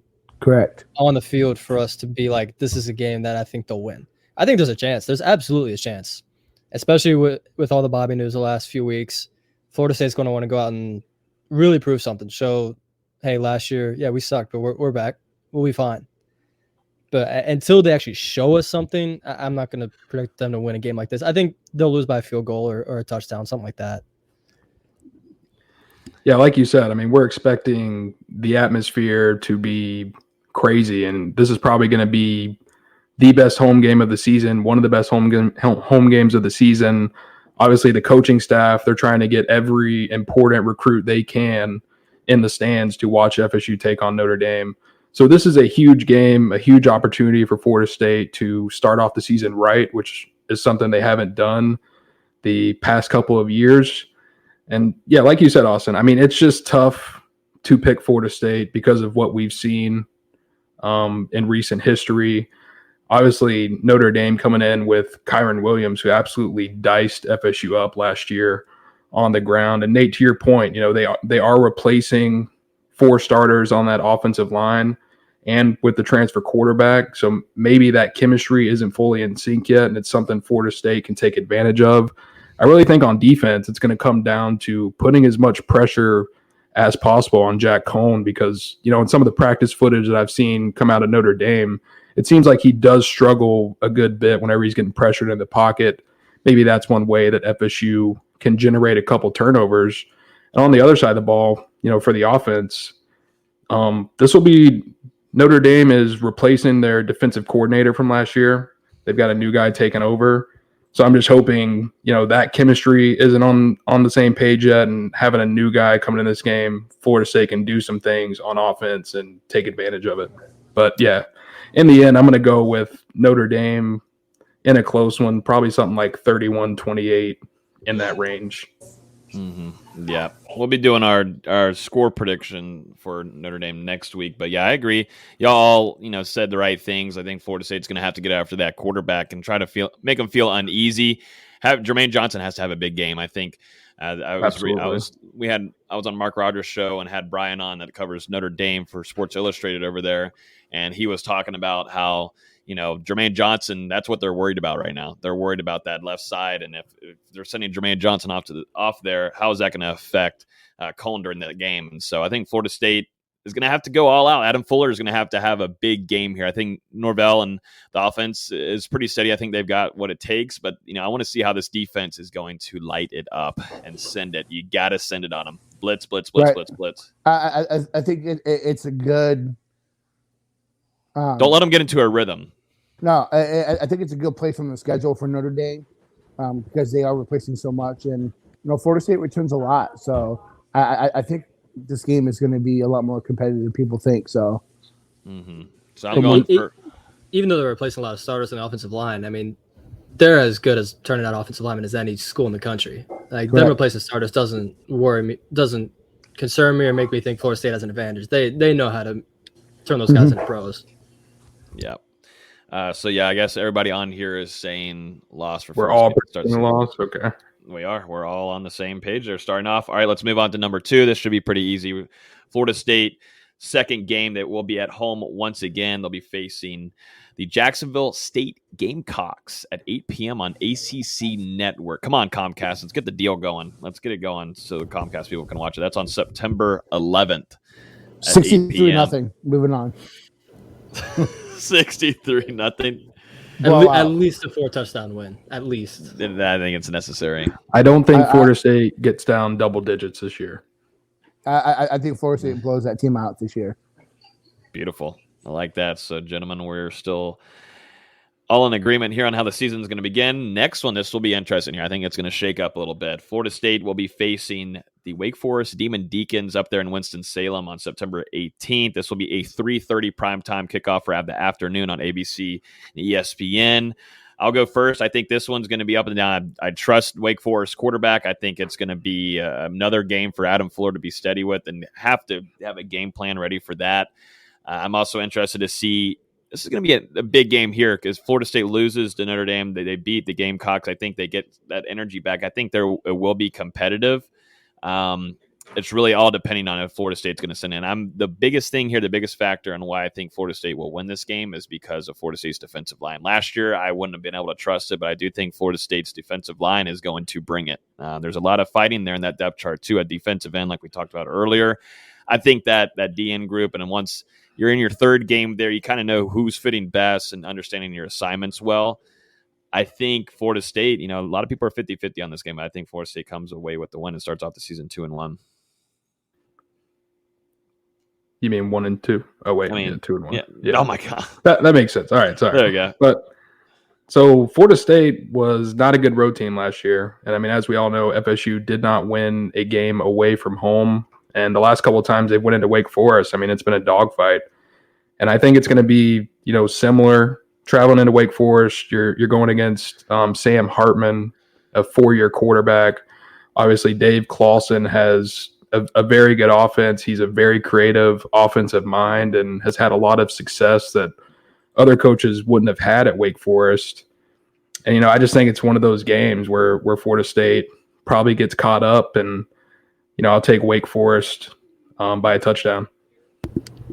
I sincerely hope Florida State wins this game, just because I'm going down to Tallahassee next weekend for Notre Dame, obviously, and then Wake Forest is 45 minutes from my house, so obviously I'm going to that one too. I don't want to be 0-2, 3 games in to a season, just watching games live. So I'll say win for my own sanity.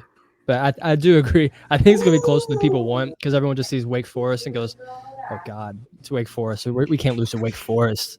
But they're a tough team. Yeah, they've been a tough, competitive team the last few years. They shouldn't really catch anybody off guard now. Mm-hmm. Hopefully for my own sanity, Florida wins. We're spending too much time on Wake Forest, man. So Wake Forest, I predicted a loss. They lost some. Yeah. Okay, so. And they've also had some injuries this preseason, so I'm going a W.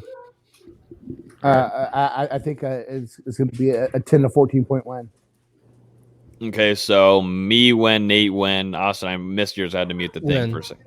Win. Okay, so Dustin's got the only one here with the loss for Wake Forest. Okay, perfect. Let's move on here, gentlemen. Let's move over to the Louisville Cardinals. This game is going to be held in Doak Campbell Stadium in Tallahassee, September 25th. Time to be announced, but Florida State is going to bring in the Cardinals. Just quick here from me, I think Florida State wins this game.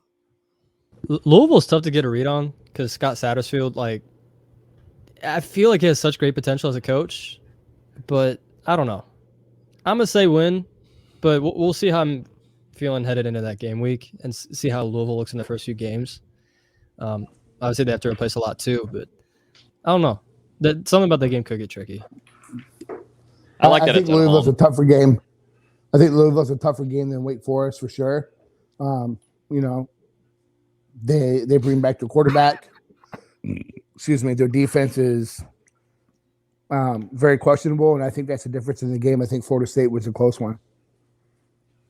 I'm a fan of Satterfield too, so you just don't know what you're going to get with Louisville. I think he's a good enough coach to get them super competitive. So I think that's going to be a really tight game. But I think Florida State pulls it out.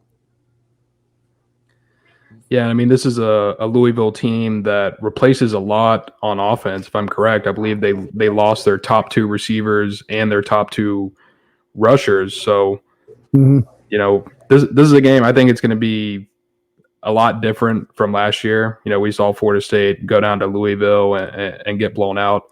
I think things change this year. Florida State comes away with a double-digit win. If they can take care of there won't be no more Tutu Atwell. God almighty. That was hard to watch, to say the least. I mean, are you kidding me? He sliced and diced that entire defense. That was brutal to watch last year. Jesus Christ. Yeah, that defense quit that game, so. No, yeah. They had no idea what to do. You got Brownlee on Tutu, and then you don't have Asante Samuel Jr., your best corner, on Tutu Atwell. Don't understand that. That's another. We've already talked enough about that, but that was idiotic. One of the 5 silliest things we saw there on the defense during that season. Up next, October 2nd. Yeah, it was terrible. So October 2nd, the Syracuse Oranges are coming in town, gentlemen. It's just the orange. It's not the oranges. Well, I mean, it's a single orange. There's multiple oranges coming in town, right? Or is it just one orange? It's just one giant collective orange. Dang. Gosh, crap. Well, juicy. Yeah, this game, I don't think it's going to. Okay. Thank you. Oh, yeah, you've been waiting for that moment. But, yeah, Florida State versus Syracuse. Gentlemen, what are we thinking? Win. Don't need to spend much time on it. No, I don't think so either.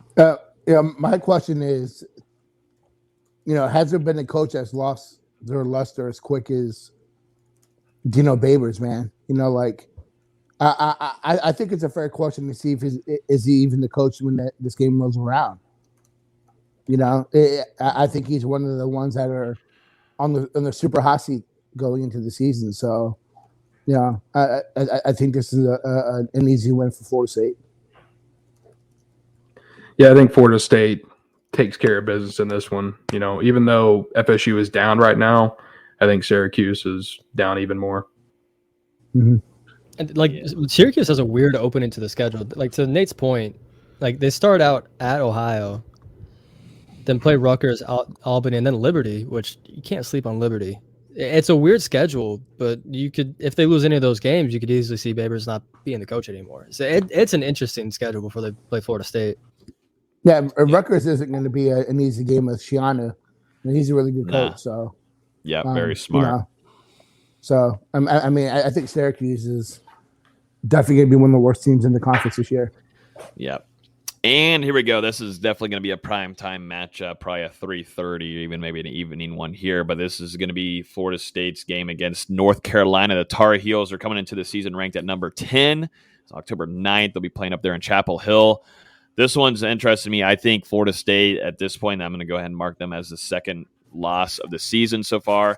I think Sam Howell is going to play really good this season. I think I don't think UNC after last year they're going to want to get their revenge. This is up there in Chapel Hill. I just don't see Florida State winning this. I think the defensive line will be better to get this Sam Howell, but still Sam I think is going to be one of those top quarterbacks that will be going in the NFL draft. And this is just a defense that's still kind of working on some things, but I hope this will be at least competitive. And I think, though, the advantage is that if it is really Jordan Travis, I think that game is going to be high points throughout, in my opinion. But I think in the end, the Tar Heels win. Go ahead. I was going to say, North Carolina, they lose a lot on offense, but we all know how terrific of a quarterback Sam Howell is, and he's the type of guy that can make the guys around him even better. That said, UNC is very average on defense, in my opinion. So I think Florida State, it's going to be important for them to come in with a good offensive game plan, because this is one where I feel like it's probably going to be a shootout. Both teams are going to have a chance to score a lot of points. I'm just going to go with Sam Howell in the end because, like you said, Logan, UNC, this game is going to be penciled on their schedule. They want revenge on Florida State after last year, and I think that they're going to get it. I'll take UNC by 10. Okay. I think, the conference itself is kind of lucky about the timing with Sam Howell coming when he has, in the way that they're recruiting on defense. They've done a tremendous job recruiting on defense the last 2 years. Their front four, within 2 years is going to be one of the best in the country. And I would say top three. It would not be unrealistic. They have a linebacker in Reneria Dilworth, who on Conquer Talk we had as our number one player in the country. This guy is a tackling machine. Runs a lazy time 4.3. He's 8'6", 210 as a linebacker. It just is going to be phenomenal in college. But like you said, Dustin, the defense is not great, and they're very young. They have a lot of skill. I think offensively they lost a lot, but I still think Sam Howell is the best quarterback in the country. I think too it's a highly competitive, high-scoring game, but I think North Carolina pulls it out. So I think that'll be FSU's second loss of the season. They're going to be motivated, extremely motivated after that loss last year in Tallahassee. A game that really they only got smacked the first half and charged our second half. Yeah, charged our second half, and really gave Florida State a scare, thinking they might have blown that chance. But they're going to have this circle. They're going to be crossing their T's, dotting their I's, heading into that week. But on the flip side, Mac Brown has still never beaten Florida State as a head coach, and he is a Florida State grad. So, I kind of want to, I kind of want to throw it out there, but I'm still going to take UNC. I'm not going to go crazy. Mm-hmm. Well, say last year. I just think Sam Howell takes that step. Sam Howell takes that next step this year. This is his money year. Yeah. Mm-hmm. So he's got to. Another game I will be at in person. So hopefully we don't lose, but we probably will. Yeah, we've had some bad luck with you coming to games and such. All right. We need to restrict Everyone's you. You're going to 3 games this year, really? Yeah. I mean, well, that's what happens Austin, when sacrifice for the team. Okay. Austin, this is what will change your luck is if you interview recruits. No, it's not happening. I knew you were saying it. I tried to cut you off. It's not happening. I'm telling you. It'll change the whole game. Yeah. Well, that puts us halfway. FSU. Yeah, that puts us halfway through the predictions. I think right now you guys are all at 4-2, and I'm at 3-3. Okay, I like this because up next is a bye week on October 16th, and then back in action, UMass and Walt Bell coming down 60. I want FSU to score 100. I hope that FSU does. FSU should not take the foot off the gas, and they should just, Walt Bell. Outside of the obvious games like Florida, Clemson, whatever, nothing would make me happier than a spiked baseball. It just shutting him out. I would be so happy. I don't know, guys. UMass, they're obviously a very talented team. There's some real underdogs. They won a game last year. I think they might have won one game. I remember I bet on them one time and they won. And I was like, wow. Walt Bell's one of the worst coaches in the country. So, and UMass is also a hard place to win football games. So I think Florida State, they're going to win this one by 40 plus. I'm glad they're playing it in Doak then. Be worried about playing up there in Massachusetts. That'd be a struggle. Yeah, I think Florida State wins this game. Yeah. Don't think it'll be on prime time though. Don't think so. No. Oh man, here's a good one here. This is where it really gets fun, gentlemen. Saturday on October 30th, the night before Halloween, Florida State will be playing in Death Valley against the Clemson Tigers. They're coming in as number 3 in the country, gentlemen. Dabo Swinney, Nate's one of his top 3 favorite coaches in all of sports, will be there facing against Mike Norvell. They didn't face each other last year. Got to remember that. No, I hope coming into this game that Dabo gets chlamydia and misses the game. Nothing will make me feel any better than just this scumbag piece of crap. TV evangelist coach. Why chlamydia? That's just what popped in my head first. Because I don't want to wish long-term harm on anyone, especially after COVID and going through that. But I wouldn't mind for it to burn a little bit for him when he pees. So, but I mean, couldn't just wish for him to have like a kidney stone or something. Something like that. That's awful. Yeah, I wouldn't wish that on my worst enemy. I would not wish that on my worst enemy. That is horrible. But for me, I just want to see a better game.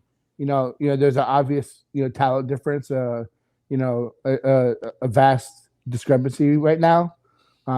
I just want to see FSU be competitive. That game should be the standard bearer game for the conference, and it has been since 2016. And Florida State's gotten just drug against Clemson, so I would like to see them come out and be competitive, but it's going to be a loss. As long as it's closer than the last time we played there, which was, if you need a refresher, was 45-14, and it never even felt that close. As long as it's closer than that, I'll be somewhat satisfied. Clemson's obviously got too much talent. They've had too much talent for years now, going on, 3/4 of a decade. I do think they take a drop off at quarterback. Obviously, Lawrence, but I don't think ukulele, how we say is ukulele, what pronounce his fucking name. I say the same thing. It is going to be on that level. They still, despite all their success, the running backs aren't very deep. They have a lot of skill at wide receiver. It's a little improving, but I think defensively, they have the best, assistant coach in the country, and Brent Venables. I think he's the best defensive coordinator in the country. So, it's going to be it's a tough team, man. They just have it rolling right now. So, yeah, Clemson will lose this game, but Florida State will lose. But I just wanted to be some competition in there, and I do think Florida State Clemson has kind of came down a little bit. Florida State has a long ways to go, but Clemson isn't going to have that kind of year. I don't think. I think they're going to have some close games. I think they have about two losses, maybe three losses overall in the entire season.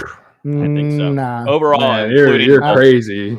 Including bowl. Clemson. Who's going to challenge them in the ACC? Yes, Clemson is still the most talented team I'm in in a weak ACC. So I'm adding a little playoff loss. I think there's going to be some upsets. I think crazy. right now you look at Georgia and North Carolina as the two teams that can compete with Clemson right now on their schedule. The season. Yeah. And I like that Georgia's starting off the season first. Like, I think later on in the season, Dabo would have them, but starting off the season against Georgia, I think it's a little bit more interesting there. I think it favors Georgia, in my opinion. I don't trust Kirby Smart later on in the season. I think Clemson won last time that they were in this scenario. I don't trust Kirby Smart, period. Yeah, well, no, not in a lot of ways. So we all agree. Yeah, I think Florida State, this is probably their largest loss of the season. I think they lose by 3+ touchdowns. Dang, okay. Sorry. Depressing. I'm just kidding. Let's see. Next up, the NC State Wolfpack on November 6th and Doak Campbell Stadium in-house, baby. Always good to see the Wolfpack. It's better than going up to Raleigh. But they're going to come down here to Florida State Mike Norvell. I can't stand NC State fans. They're irritating, so I hope Florida State wins this. I do think they will be winning this game. But I think a close game, though. For some reason, close, but I think for some reason after the Clemson game, they'll be a little worn out. It's gonna be a tough game. This 5-game stretch right here is tough, in my opinion. NC State might be a sneaky one in here out of all of those. Yeah, for me to get to the win-loss number I want, I have to either predict a loss against NC State or Miami, and I refuse to have us lose to Miami, so I'm gonna have us lose to NC State here. That's my only analysis. I think that Florida State get some retribution from last year. I agree with Logan. I think it's going to be a tight game. Not necessarily because North Carolina State's a great team. I just think it's coming off Clemson. It's in a tough stretch. It just works out on the schedule. I just think it's just going to be a tough game for FSU. But I think that they pull out a 30-21, 30-24 type game.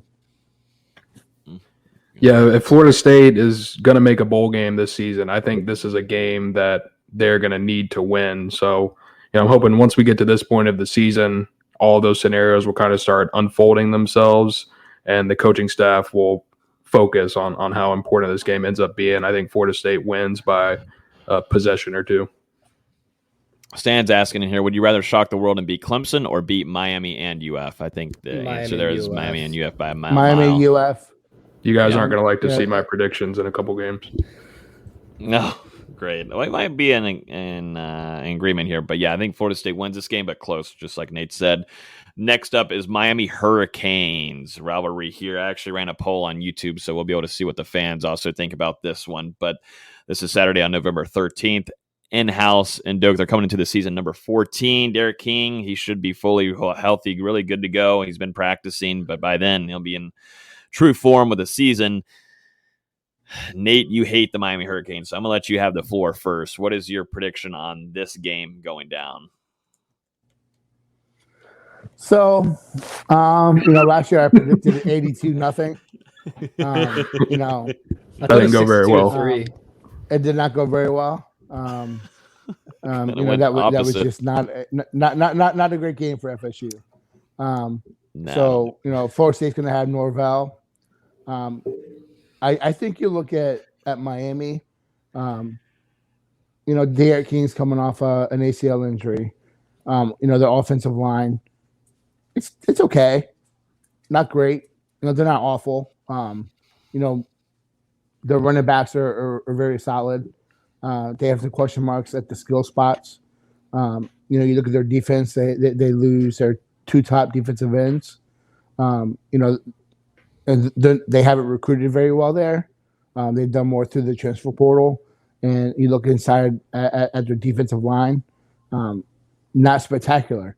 They don't blow me away at the second level. And their secondary, they get Tyreek Stevenson from Georgia, but the guy's been okay. Everyone's making a big, to do. He comes over from Georgia. He's been okay. A 5-star number 2 cornerback in the country. It's been,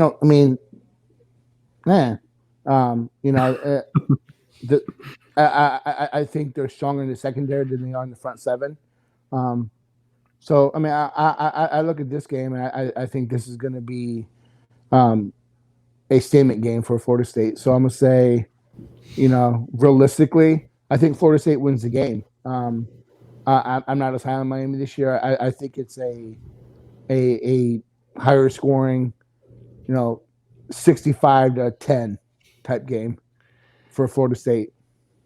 Nate, they were playing the war chant.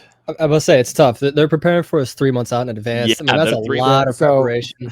So it's tough. That tells me everything I need to know about this coaching staff is that the vaginas are so swollen heading into Alabama that they're focused on Florida State.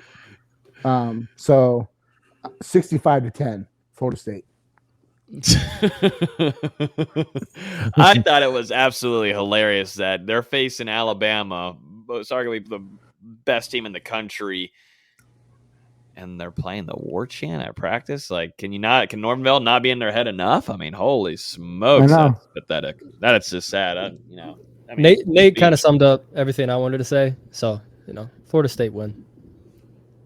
If this game was in September, I would have no problem picking Florida State to win, but I just think Derek King, he's going to have had enough time to get comfortable after coming back from that injury, and obviously they've got a good running back and Jalen Knighton, who we've seen make some plays against Florida State in the past. And to your point, Nate, I'm not really impressed with their defense at all. They lose like 2 or 3 of their top rushers off the edge. They've got Bubba Bolden back there in that secondary. I think he could turn out to be a really good player for them. And, I just think Florida State, I think they're 1 year behind Miami right now. They're 1 year from winning this game. So I think Miami pulls it out in a close one. Yeah. So serious question. I joke around with my prediction. I hate Miami, but you see it every year. Guys come back from knee injuries, and that first year they are still they're not all there. We saw it with Keyshawn Hill last year. Yep, and here's a guy who depends on the athleticism part, being a smaller quarterback, getting around in the pocket, getting outside the pocket. I think that while he may physically, I still think that someone who's been through 3 knee injuries, the mental part is the hardest thing to get over. And I think that realistically, that has a legitimate impact on how D'Eriq King plays this year. If we're talking 2 years out, yeah, but this is, really it's less than a year after the knee injury. So I think that's going to play a role, and I think that will impact on the offense and how he plays. I think it'll hinder it too a little bit. And I completely agree. That's why I said if it was in September, I'm picking a dub. But I think by November, he'll have had enough time to get through it enough to where he performs well enough to beat FSU. Sorry. Yeah, I'm sadly picking Miami. I don't want to predict this. I don't want to predict it either, but I'm about to have like Florida State going 8. Just like Roberto was saying earlier, I'm about to have them going friggin' 10-2. I got to chill out on the wins. But anyways, I'm predicting Florida State to lose this one, sadly. I think it'll be a riled up environment in Tallahassee and all that kind of jazz. I feel like there's always a Miami tight end that just takes advantage of Florida State's linebackers. And as we know, I'm still worried about the linebacker core going into this season. I'm worried about a lot of things at linebacker. I don't know. I've heard about Lundy. That's about it. Where's Emmett Rice at? So by then you'll have Emmett Rice, but still a little worrisome. So I'm picking Florida State to lose this one, sadly. The next game up here on the docket will be the Boston College Eagles. They're going to be playing up there in Chestnut Hill on November 20th. I'm actually supposed to be up there with D-Lou for this game if everything works out and this pandemic can chill a little bit. But yeah, this is going to be, I think, a steady. This is, Miami, Boston College, and Florida up next. But gentlemen, what do you guys think for Boston College Eagles? I don't get the Boston College hype, but kind of in order to get to the win losses, I think Florida State gets to. I just think coming off of the stretch, I think that Jeff Hatley is a good coach. I think that Boston College, is a well-coached team. They returned their quarterback who had a really solid year last year. I just think placed on the schedule, I think it's just a really ugly late season loss for FSU. Yeah, at least it's not a Friday night game. Like, at least you had that going for us, but it's still Boston in November. Yeah. Who knows about the weather? Yeah, and kind of same thing. Like, to get to the win-loss record, I'm gonna have this as a loss. I think Boston College could surprise some people. Like Nate said, their coach is a pretty talented coach. I think he could do some things up there. Where they're at this year, we'll see. But I also have this one being a loss. I don't expect him to be at Boston College very long. I think he gets a bigger job, but I just think where it is on the schedule. I think Boston College is always a tough team. Physically, I just think that it's just an ugly game for FSU. Yeah, I agree with you guys. I think old friend Jaden Lars Woodby gets his revenge on Florida State. Ooh, man, it's not gonna. Fans aren't gonna be happy about that. If he's able to recover a fumble, if he's able to recover a fumble, I think we're all gonna lose it. Oh man, I think that the coaching staff will know where to target the defense at in the passing game. So I'm not really concerned about Jaden Lars Woodby. No, Aaron says they got Woodby. They have to win, right? 5 stars. Nate gets into another thing with the players, brother. What'd you predict, Logan? I'm predicting Florida State to lose this game too. Sadly, it stinks. He's kind of going on a little roll here. The last game, the win is against NC State. These last 5 games are brutal. So it's a tough stretch, man. I just don't think. I don't know. I think against the Miami game, I don't know. I think these kind of games are not really toss-ups, but I think Florida State's 1 year behind Miami, and then Boston College, I think it's the coach. But I think the battle between Norvell and him will be fantastic to watch. I think both Miami and Boston College are in that 50 to 55% win share, so 0.5. I'm Florida State's going to win one of those 2 games. Island Boys being nice and optimistic on here and letting us know that this is not last year. All we needed was a full off season, so it's good to have the optimism. in here. Yeah, that's for sure. That. We've had too much optimism the last few years heading into seasons. Yeah, I'm not leaving anything for chances this year. Sorry. Like I said in the Notre Dame part, until they show us something, like I'm not going to predict this to win these kind of games.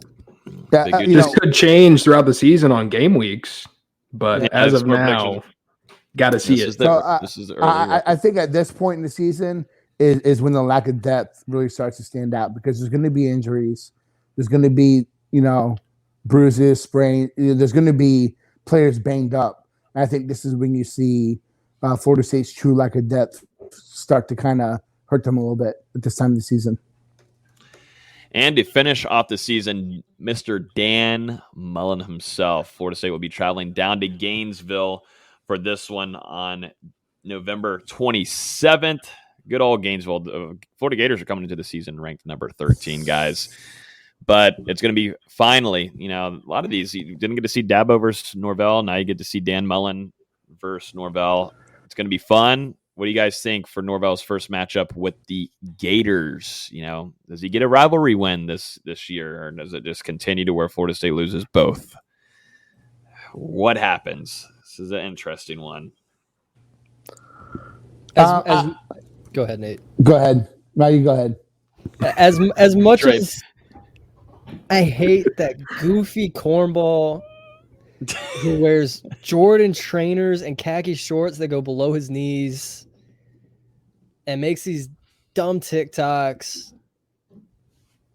and probably won't ever win an SEC championship. They're a good team. He's a good coach.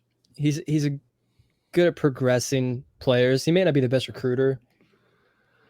As much as it pains me, they'll probably win. Unless Florida State just absolutely shocks me this year and shows so much more progression than last year. But Florida right now is a better team, as much as it pains me to say. And probably by a couple scores. I agree. I think it's a winnable game. I don't understand the people who think Emory Jones is going to be a great quarterback.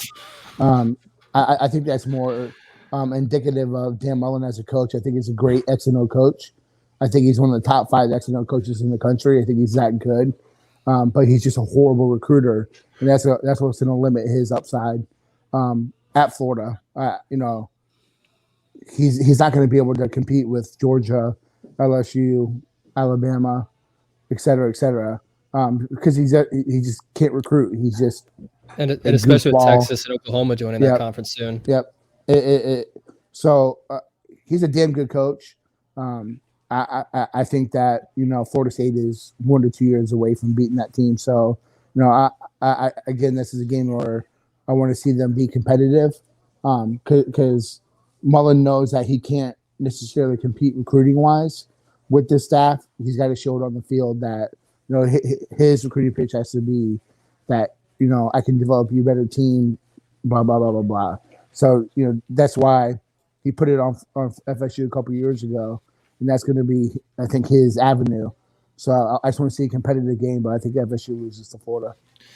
Yeah, I think this one to me is going to depend on quarterback play along with Florida State's defense. I think Florida State will have the best QB unit there in Gainesville, but I'm not sold after what we saw last year with Adam Fuller.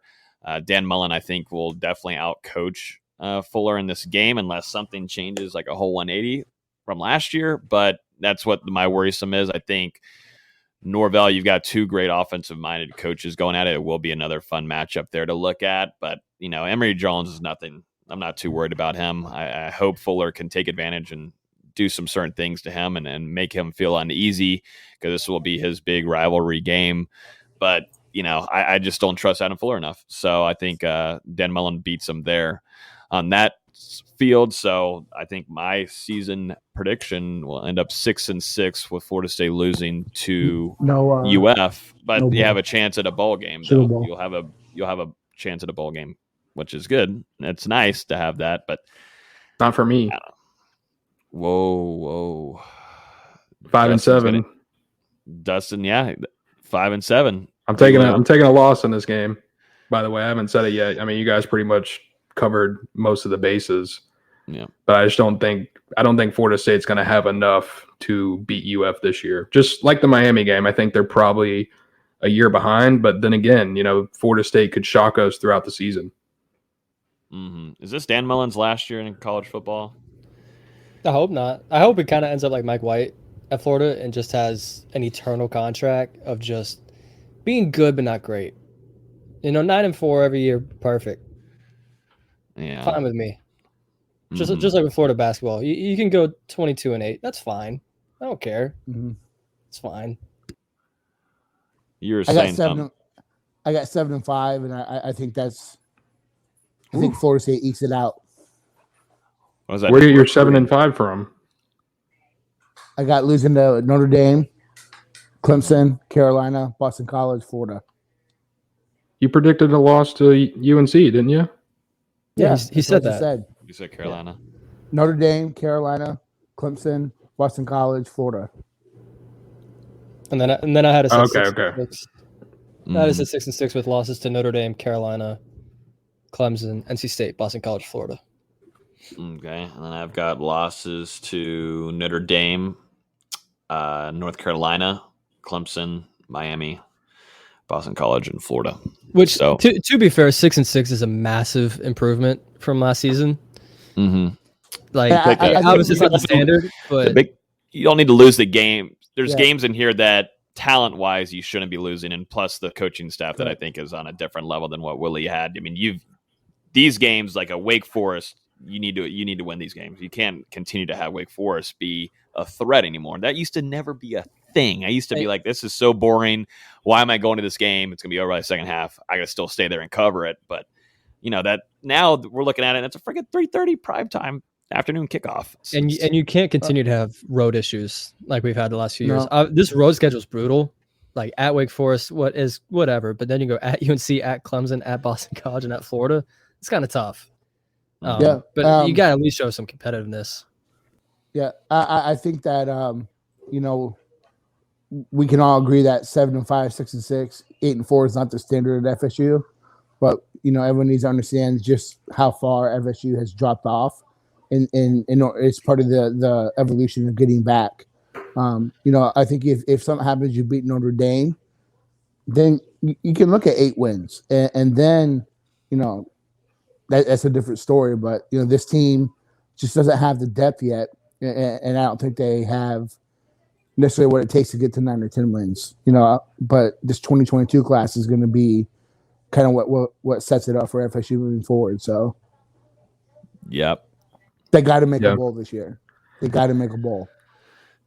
Yeah, this schedule, I mean, man, it is extremely tough. It does Florida State really no favors throughout the entire season. So, I mean, that goes along with my record, predicting 5-7 with an outside chance, I think, to get to 6-6 and get to a bowl game, depending on how Florida State, plays throughout the season. So we'll just have to see how things work out. And yeah, I mean, it's definitely not the standard, but the last couple of years we've gotten on here and been a little too high on FSU, I think. So it was important to come in here with a realistic outlook tonight. And we all did that except for Nate. Thank you, Nate. And I mean, you said no favors in the schedule. Why is 7-5 unrealistic? I just don't see it happening. I think if you beat Notre Dame, it's not going to happen. That's why. What do you say, Austin? So I think if you beat Notre Dame, I think you can easily get to 7.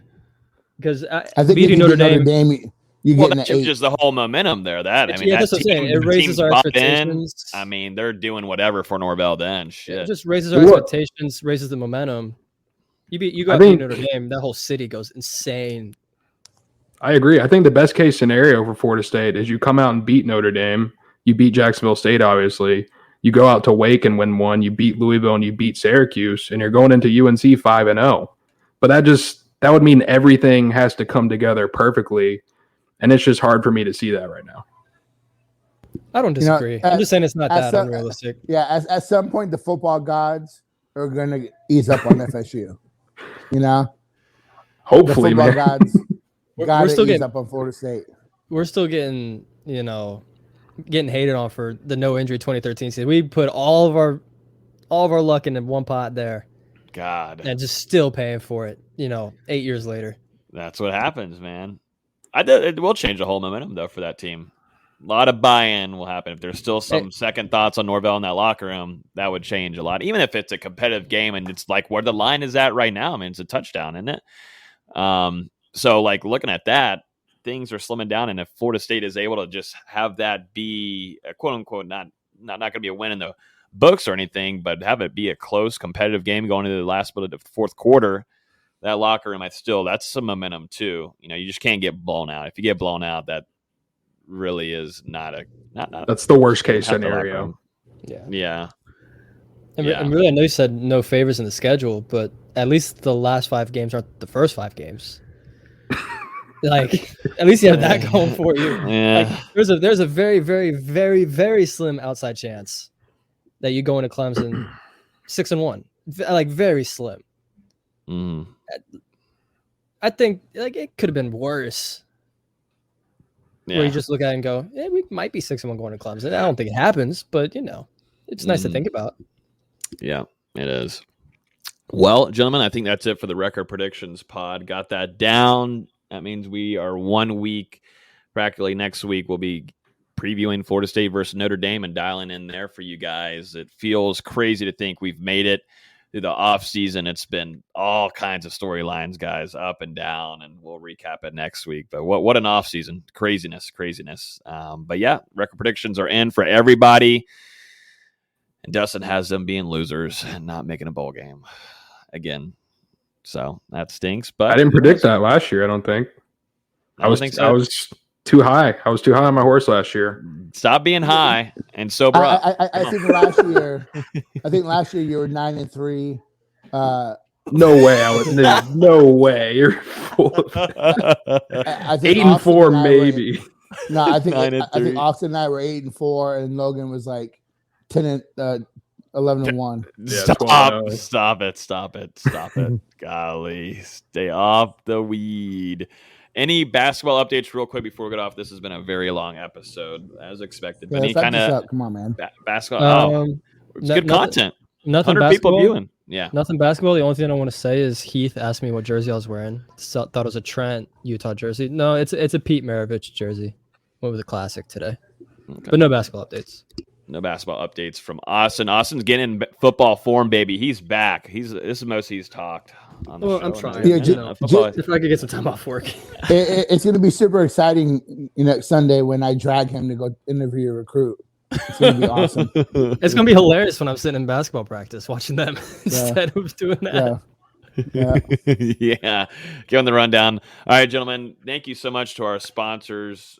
Proud 90, always shout out to them. Proud90.com, Manscaped.com, along with our friends over there at Hobbit. Love them. Definitely appreciate them helping us out. If you guys haven't yet, I suggest join the Patreon, patreon.com/NoleGameDay. It's here on the screen. $2.99 a month. If you go there right now, $2.99 a month, you can join in there. We're in a group chat. I'll be going to the games, doing live updates on here, talking to you guys, telling you who's taking first team reps at quarterback, seeing how the warm-ups are going and everything. I'll be doing that. $2.99 a month, patreon.com/NoleGameDay. Get all your inside news and nuggets.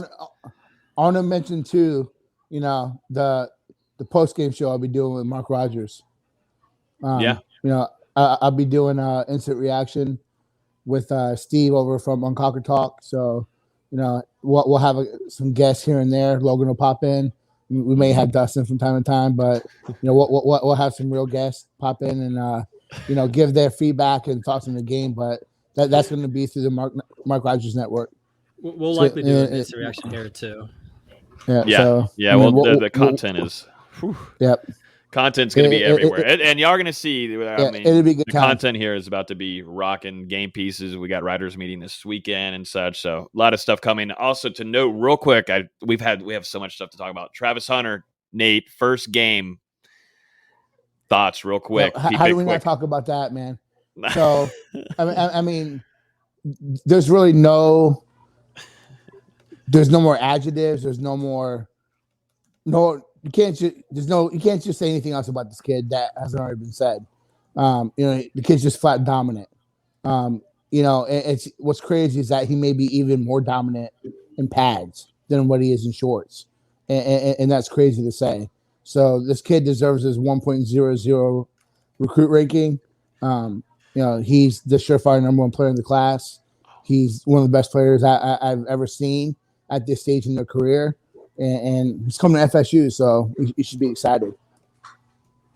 Yeah, and that was a heck of a game on Saturday night. I swear it didn't start till like nearly midnight for whatever reason, but regardless, like we were in the Discord hanging out, watching the game, and I mean, that kid is just insane. I mean, it makes no sense. He had 2 easy touchdowns through the air. He had another one that got called back. He threw a touchdown. Yep. He got an interception. I think it was 13 catches, 232 yards. I mean, man, it was just the Travis Hunter show all night. Whenever he got on the field, you knew he was going to make a play. And the thing that stood out to me maybe the most was even when they were, I can't remember the team's name off the top of my head, but even when they were kind of blowing them out, handling them late in the game, you saw Travis Hunter on that field continuing to take snaps up until the 2 or 3 minute mark of the game before he finally got pulled. I just think that shows his mentality, his will to want to be out there and go get the dub. What coach in their right mind is going to single cover him?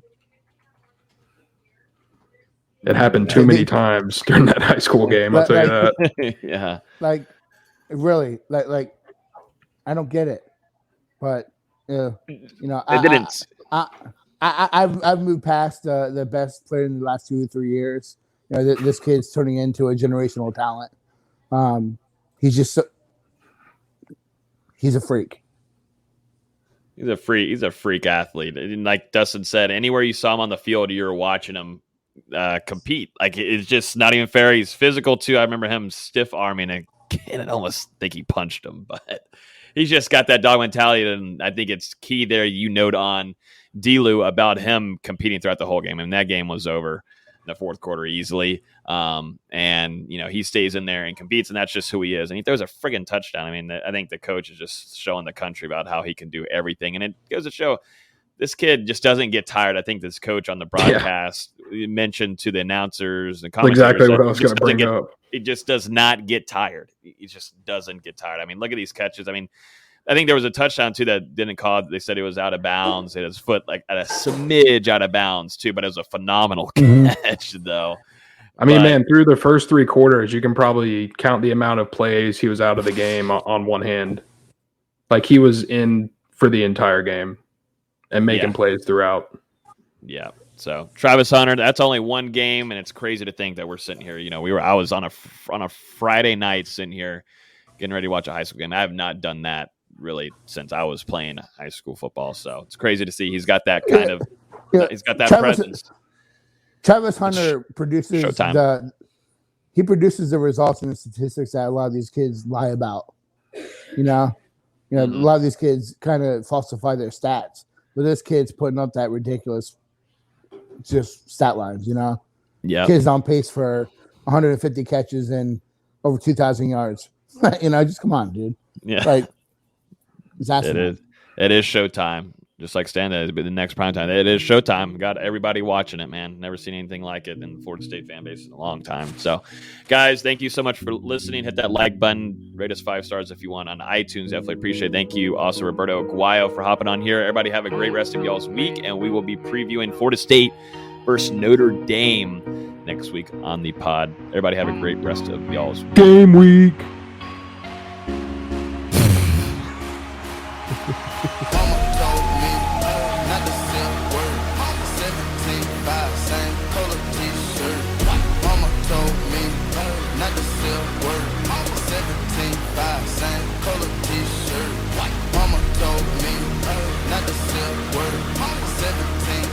Same color t-shirt. Mama told me not to sell.